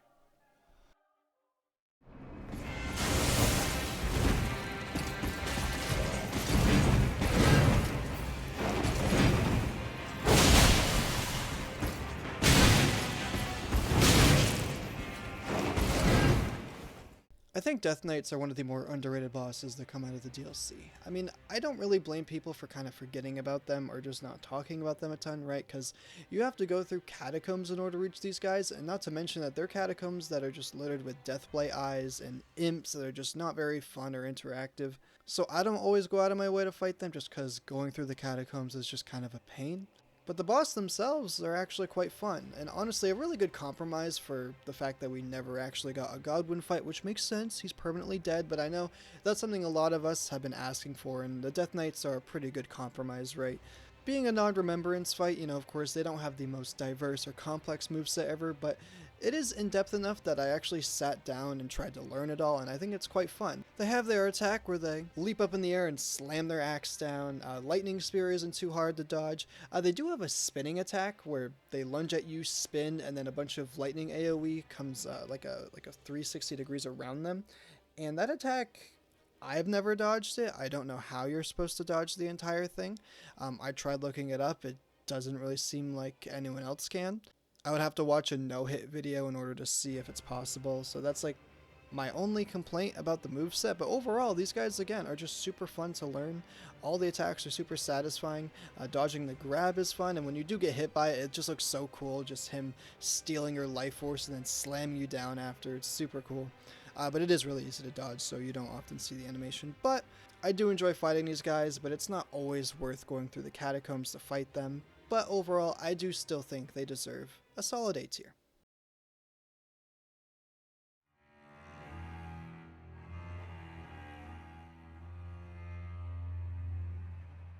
Yeah, I didn't give Jory a cinematic view. Sue me. I hate this boss, and I refuse to go through the catacomb in order to get the cinematic footage to show off this boss, because Jory doesn't deserve it. This is a horrifically terrible boss. I don't even want to look at it ever again. I mean, inevitably I will, right? I mean, I'm not going to not fight Midra on follow-up playthroughs, but God, Jory is everything that could possibly go wrong with the boss. I mean, I hate fire giants for specific reasons, like its super large frame, it rolling around everywhere, spamming incantations that control a lot of space and do a lot of damage. Jory sucks because he spams projectiles at you, summons spirits, and teleports everywhere. Like, literally every single frustrating mechanic is in this fight. The only thing he doesn't do is heal, I think? Like, that's like the one frustrating mechanic that isn't in this fight at all. But all these frustrating mechanics come together to form what I like to consider an actual troll boss. I know I mentioned this with the Gargoyle duel, but this is legitimately, like, it has to be a troll boss. This has to be a fight that is purely designed to be bad. I can't remember if I mentioned it earlier, but yes, I do believe FromSoft believes in the philosophy that you gotta make some bad bosses before your good bosses in order to make your good bosses stand out more. And unfortunately, I think Jory is just the prime example of that. Midra is an incredible fight, and I don't know about you guys, but I personally believe that regardless of how good or bad Jory would have been. And God, I don't understand what they were thinking when they made this, other than it'd be funny if we put like 8 really bad mechanics in one fight. Oh, on top of the fact that this guy's just at the end of a really long dungeon. Like, the catacomb that you have to go through here is already like frustrating and annoying. I mean, I'm just not a big fan of those types of dungeons and catacombs, so, I'd love to be rewarded with a cool boss at the end of it. But no, I'm rewarded with this. God, toss in the trash, bottom of F tier. Maybe even worse than the Fire Giant. God, I hate this fight so much.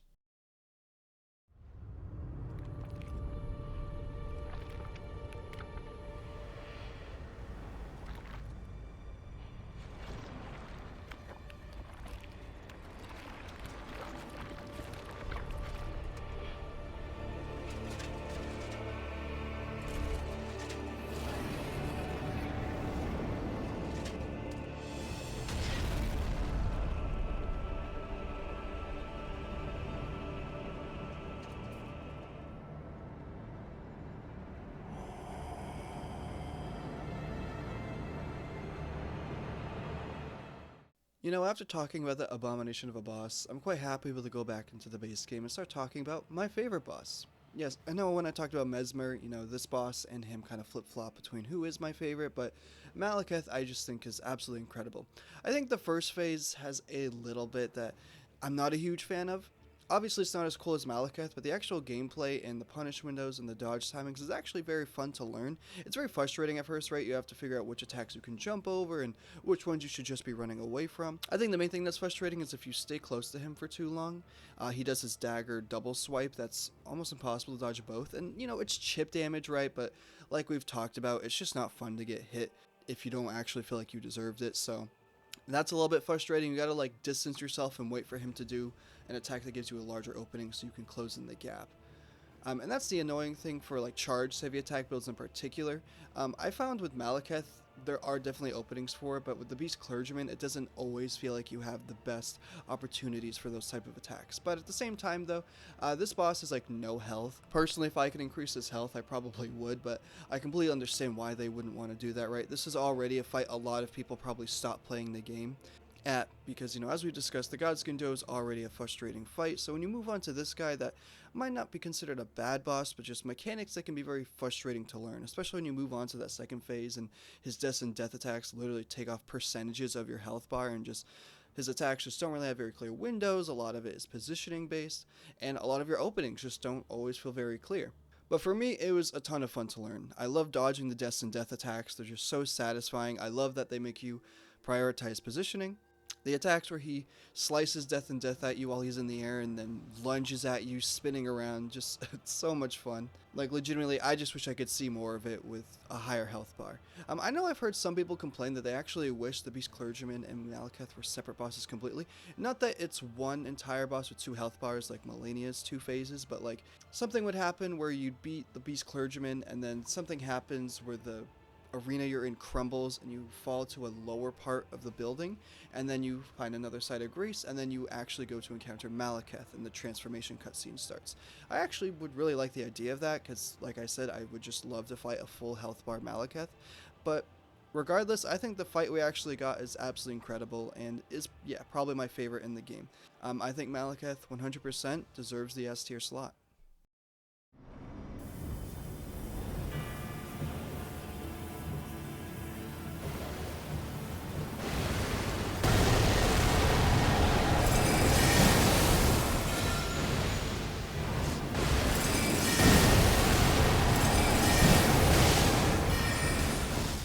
I honestly wasn't completely sure if I was going to even include NPCs on here, but considering Gideon is a boss fight and we also have led as allies in the DLC, I figured we might as well just talk about them briefly. But I think we all know the answer here. We all hate NPC fights. These are just so annoying.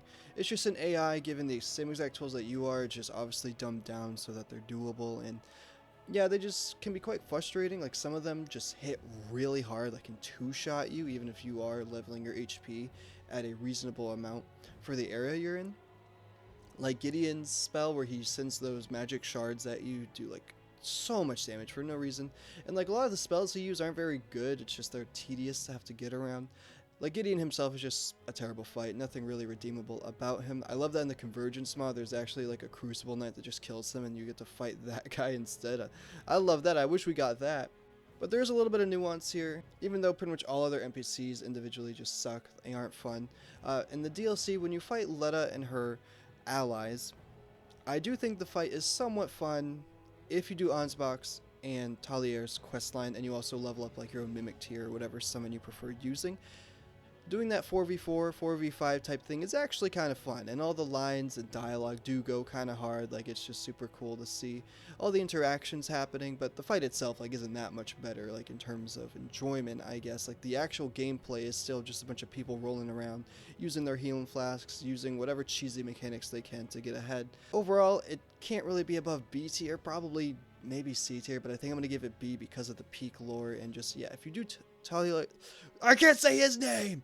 If you do the Poison Guy and Ansbach's questline to be able to have them fight alongside you in your own summon, it is a decent time. But overall, I think NPCs as a whole deserve F tier. Alas, I am returned.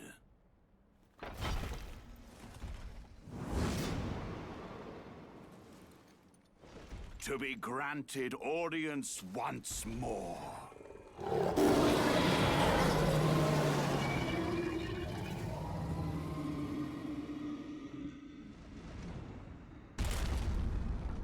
Upon my name as Godfrey,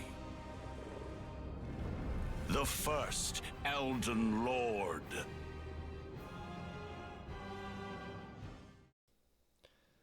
Godfrey First Elden Lord is incredible. I mean, this is another fight I very commonly see as people's favorites, and again, for good reason. This is just such an incredible fight. Of course, his first phase is very, very reminiscent of what you see in the Golden Shade version of Godfrey that we talked about earlier, but now he can enter a second phase where all of his stomps affect the entire arena, which individually doesn't really matter for you that much. It actually just makes some of his stomps easier to dodge. It just means spacing yourself with him doesn't actually really do anything. And it also means if you are fighting him with multiple people, he can attack all of you at once, of course. He also has an attack where he can slam his axe into the ground and cause that earthquake move, which is pretty easy to dodge. It's pretty easy to run away from, although its hitbox is a little bigger than it might initially seem, so do be careful of that. But overall, when you're just dancing around him, dodging, getting your hits in, and he's just swinging his axe everywhere, it's just so peak, and you just hear the choir roaring in the background. It's awesome, man. And of course, when you get into a second phase, when you get to fight Hoarah is also quite a good time. This is a very intimidating fight, though. The music, it's a lot more intense, and you just have this big hulking man just constantly trying to grab you and slam you down WWE style, and again, it's just really cool. It's a lot of fun. Some of his attacks can seem a little hard to dodge at first, or even impossible. He has a really quick double slash attack with his hands that he likes to do that looks like you're supposed to dodge forward for it, and sometimes I dodge both, sometimes I don't. But dodging backwards doesn't always seem reliable either. But for the most part, his moveset's very fun to dodge. He does have his attack where he likes to roar, jump up in the air, and then grab the ground and cause an earthquake move. I noticed that he only ever does that after every other roar. I think he used to do that way more often, and it really messed with the pacing of the fight, of course, especially if you didn't have projectiles. But my favorite attack to dodge is the one where he plants his feet into the ground and then lunges at you, and he like does it in a slow motion. It's like so cartoonishly anime, but it's so fucking cool. I love it. It's so much fun to dodge. Overall, Godfrey Hoarah is just peak boss design in my opinion. Absolutely incredible. I don't think I could name a single thing wrong with this fight. Godfrey, of course, deserves to be up there in S tier.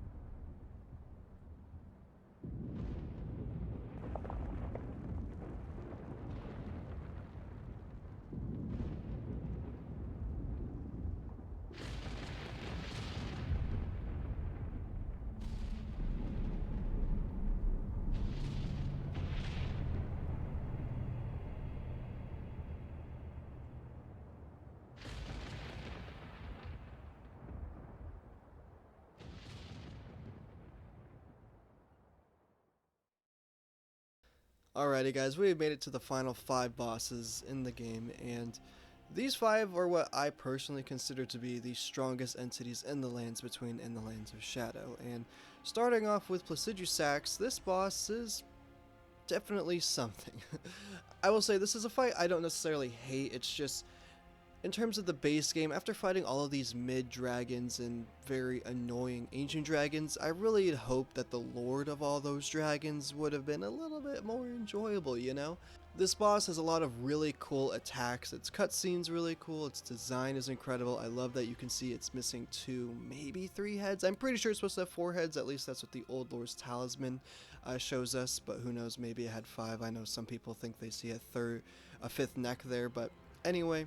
In terms of lore and in terms of all the things surrounding this boss in terms of design is incredible. And in the second phase it has some very cool attacks where it turns into a thunderclap cloud and all that, but in the first phase you're just kind of avoiding lightning here and there and a few slash attacks and wing attacks and of course it's breath attacks, which are very obnoxious. Like, they just take up so much space, they do so much damage.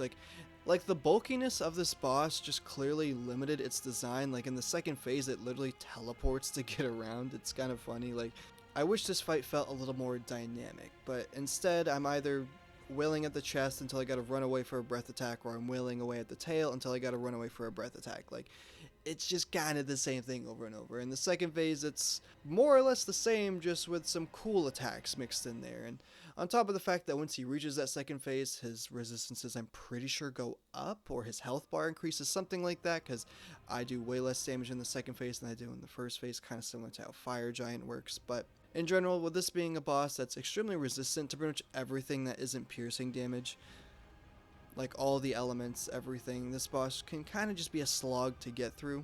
But again, it has some really cool attacks. Its nuke attack, where it just cuts out the music and you have to run away, is super cool, but sometimes he doesn't do it and sometimes he spams it.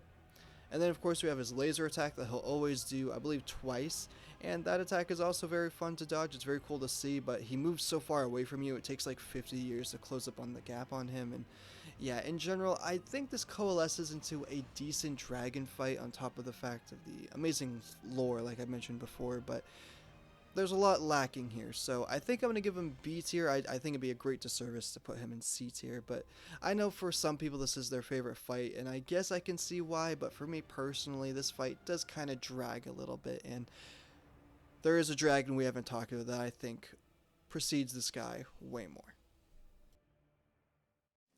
My flesh was dull gold, and my blood rotted. Corpse after corpse left in my wake. As I awaited his return.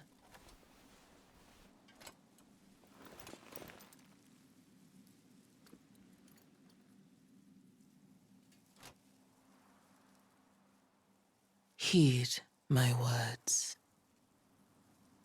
I am Melania, Blade of Mikola.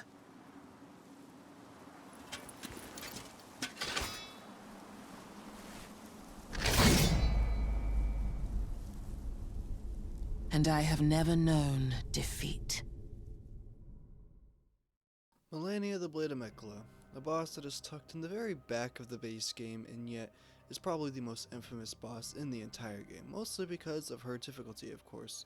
With her having self-heal, 2 health bars, and one of the most BS attacks in the game, she definitely compounds into a pretty intense fight.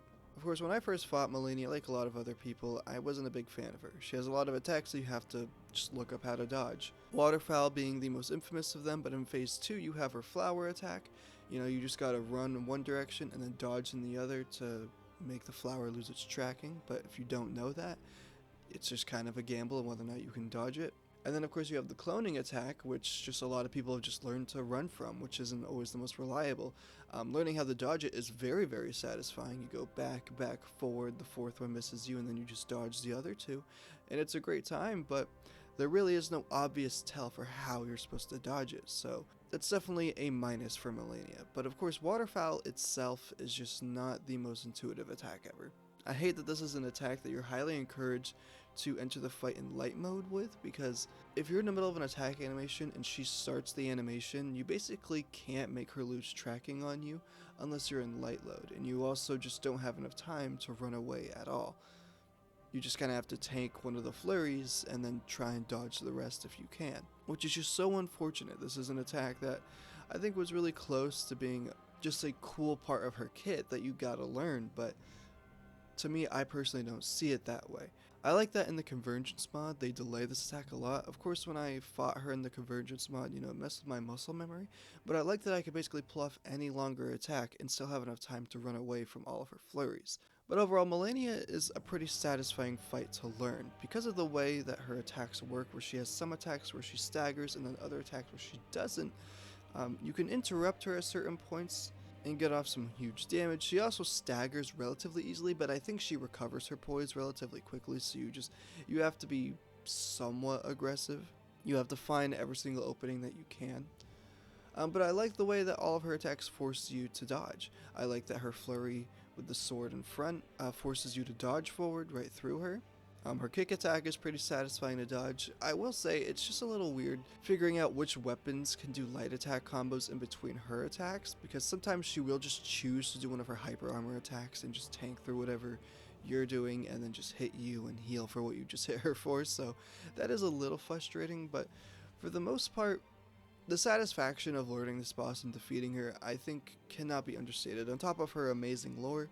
In terms of the second phase, I mean, it's fine. She can do Waterfowl whenever she wants, which is very odd, right? Because in the first phase, she only does Waterfowl either when you're spamming weapon skills or spells, or whenever she gets to 75% health, and then sometimes she just chooses to do it 2 more times as her health greatly decreases. But in the second phase, yeah, she can just do it whenever she wants, which sometimes she chooses to do it at a decent time where I can get out of the way and dodge.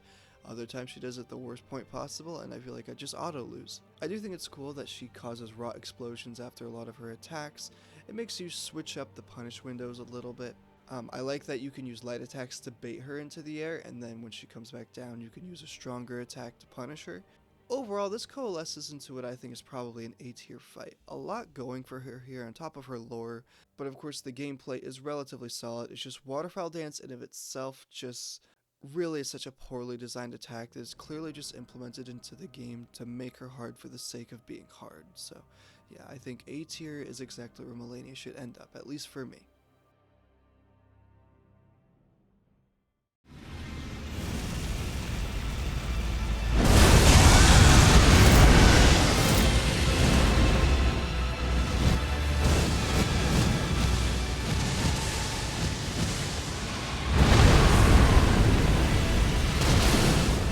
At least for me, Bale the Dread has to be peak dragon design in Elden Ring.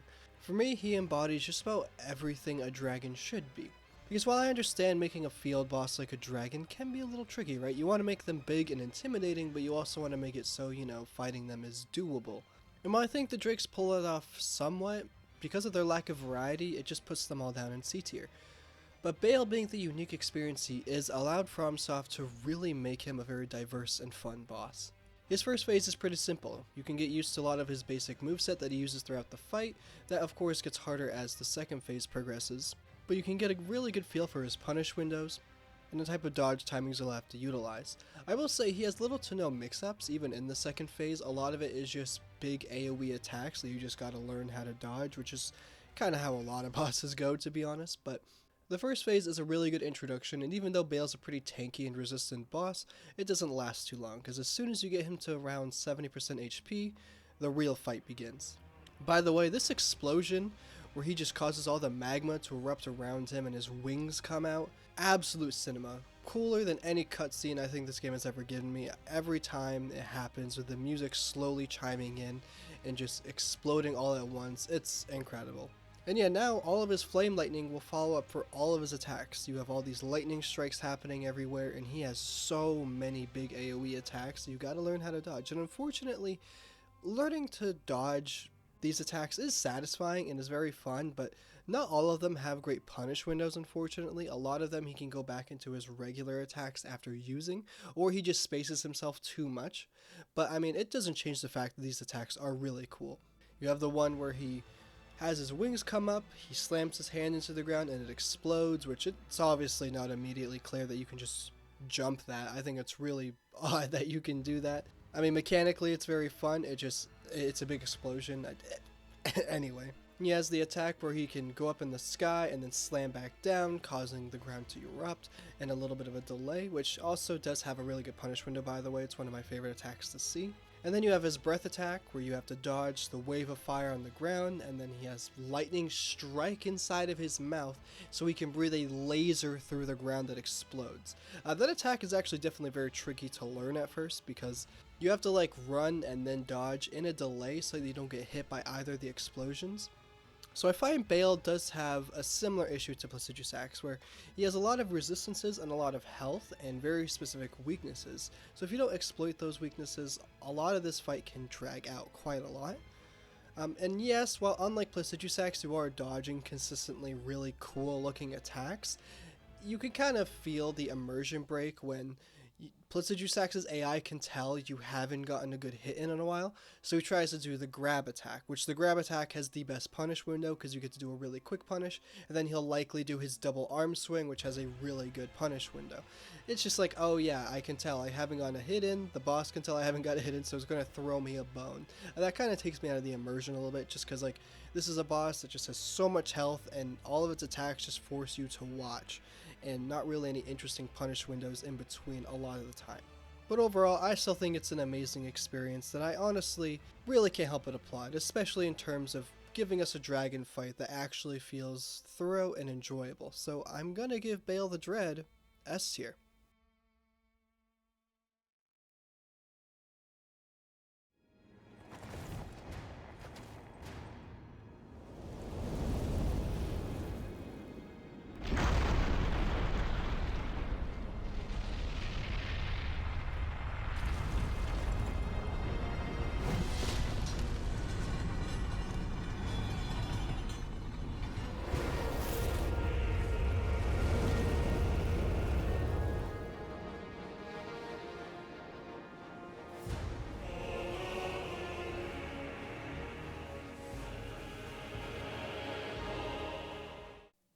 Promised Consort Radon, the final boss of the DLC. This guy is an absolute unit.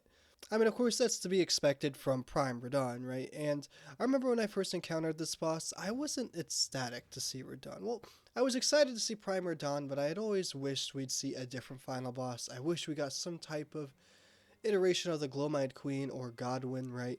Just two characters that are mentioned a lot throughout the lore and item descriptions, but we just don't get to see them because they likely permanently died to the hands of Destined Death. And seeing Consort Radon here was a bittersweet feeling for sure, especially again as the final fight. And that's just talking about the lore. In terms of gameplay, I was also very frustrated with this fight when I first encountered it, right? All the light beams everywhere in second phase are a lot, and even after turning down the brightness for those, it's still very overwhelming. And something I want to mention is that when I first tried beating this guy, I wanted to have Tialia and Ansbach fight alongside me because I wanted their armor sets, and I didn't know that you didn't have to summon them in order to get their armor sets after the fight. And god, obviously having NPCs in the arena should increase the boss's health bar. I'm not disagreeing with that, but god, they increase an already chunky and large health bar to monstrous amounts. Like, this fight was impossible trying to summon those two. Like, I'm not even kidding, it took me like an hour's worth of attempts summoning these guys and fighting Consort Radon to realize I just have to not summon them and hope I still get the items from them after the fight. And I'm not even joking, on my first attempt I beat him, fighting him by myself. That's kind of dumb, right? A fight should not be easier without summons. I mean, that just goes to show how challenging a boss like this can be if you just give them infinite health, or at least close to it, right? So that is definitely a complaint for me. You also can't forget the undodgeable double slash attack that made people literally resort to using shield strategies. I can't believe people beat this guy with that strategy pre-patch and claim that it's such a cool thing that they beat him before he got nerfed a lot, which At the end of the day, this is still an extremely challenging fight regardless of nerfs, and I do think it is cool and ironic that both times after the game has released, both iterations of Radahn have been nerfed because they just always overtune this guy. That is legitimately kind of funny, but yeah, after completing this fight multiple times, I will say it is satisfying to learn. The first phase is aggressively easy, it's not even that hard to get down, but the second phase is where things get very complex. Not just the light beams everywhere, but he has a lot of attacks where he duplicates himself for little to no reason other than to trip you up and give you a little bit of chip damage and stagger you. That feels so unnecessary. I will say he has two gravity moves I find absurdly annoying. Similar to Gaius, he has an attack where he can have gravity spikes come out of the ground, and one of them you have to dodge towards Radahn, and another one you have to run away from it. I just find that so frustrating. Like, why do you have two separate attacks with nearly identical animations but different positioning requirements? Like, that is so dumb, and it's just adding very arbitrary difficulty to a fight that, again, is already very complex. Another thing is, Consort Radahn is not a very neutral boss. I mean, neither is Radagon, right? But this is a fight where you're pretty much never going to use holy damage, and you're going to want to try to use piercing damage, because he has this thick armor on. And while there are more open windows for attack, you can't, go in here with any build, which, I guess is a very unfair complaint, right? Some builds are very, very specific in where they're good, but I'd say a good portion of the best bosses in this game allow you to go in with just about anything and have a good time. Consort Radahn requires you to have a very specific strategy in mind, which I guess to some extent is exactly how it should be, right? This is the final boss of the DLC. It should be challenging. It should require you to think ahead. But yeah, I'd say this fight is pretty fun to learn, even in the second phase. A lot of the positional dodging is cool to get down. It's just, you have a lot of attacks that just feel so overwhelming to learn at first, and it just feels very hopeless when you first fight this guy. Part of me really, really wants to put him in A tier because he definitely doesn't deserve S tier in my opinion, but I honestly think he deserves B tier. Just a lot of attacks that set this fight back, at least for me.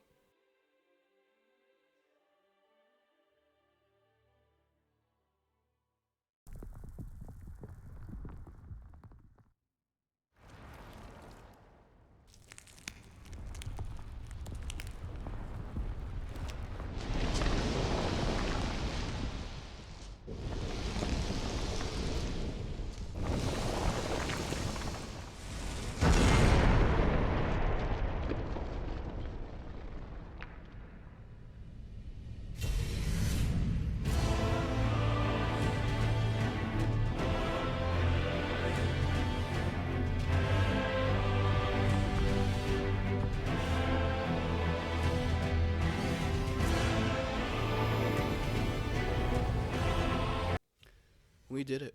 We made it to the final boss of Elden Ring. Radagon of the Golden Order is incredible. I mean, this is a fight that everyone loves. I can't really think of many people who have a lot to complain about, other than the second phase, which we will get to, of course, but Radagon himself is an incredible fight to learn. Of course, you have the classic downsides of him having very specific strengths and weaknesses in terms of elemental resistances, right? He's very resistant to holy damage, so particular faith builds are gonna have a rough time with him, but he's also extremely weak to fire, absurdly weak to fire damage, which makes sense, right? He's the host of the Elden Ring, and the Erd Tree and the Elden Ring have always been affiliated to be afraid of fire, which I think checks out. But it's honestly really easy to go into this fight and just absolutely burst Radagon down. I feel like he just doesn't have a lot of health in general. I could be wrong about that, but if you aren't a faith build, most of the time you're just gonna kind of punch right through him and outlast him with your flasks, which is obviously not what you should be doing because the second phase is the exact opposite. But yeah, I think Radagon's a lot of fun to learn. All of his hammer swings, all of his golden attacks, the golden spear attack is super fun to dodge. It's so cool to just see him leap in the air and throw it at you. You have his attacks where he slams his hammer into the ground and causing golden shock waves to appear. I'm so sad that the weapon doesn't do that when you get it, by the way. Only the weapon skill does. Still probably my favorite weapon in the game, by the way, though. Absolutely a ton of fun to use. And you have his Elden Ring attack where he slams the ground 3 times. You have his grab attack where he slams the hammer in your face multiple times. It's just such a great time. His teleport can be a little annoying to deal with. If he just decides to spam it at you, that kind of ruins it, right? because the delay of the golden explosion can be a little bit much to deal with, on top of having to avoid whatever attack he's doing right after he teleports. It can feel a little unfair at times, but that's like the only actual complaint I really have with this fight, honestly. But then of course we reach the Elden Beast, and the Elden Beast is... I don't think it's as bad as people say, and I'm not just saying that because they made it so you can write torrent during the fight now, which is absolutely incredible. The fact that they did that, I think, is amazing. It thematically makes a lot of sense, and it does increase the pacing a lot more, right? It allows you to flow through the fight in a lot more of a reasonable pace, because Elden Beast has a ton of health, because while fire is really good against Radagon, it's not that great against Elden Beast. On top of that, you're fighting in water, so you might as well have just like a backup option, I guess. But Elden Beast's up-close attacks, the melee attacks where he swings his sword everywhere, they're very fun to like dodge and get around, and you usually get really good punish windows after those attacks are done, which I love. But then sometimes he just decides to run away, and do range attack after range attack, which is super annoying. I will say the attack where he sends 4 golden waves out of his sword is super satisfying. I love the sound design and the dodge timing, it feels great. But of course, once you get into around 40% health, he brings out Elden Stars, where this golden little ball appears in his hand, and he just sends out this star that follows you and creates a bunch of tiny little stars that just do a bunch of chip damage, and you basically can't avoid it, even with Torrent, which I find so annoying.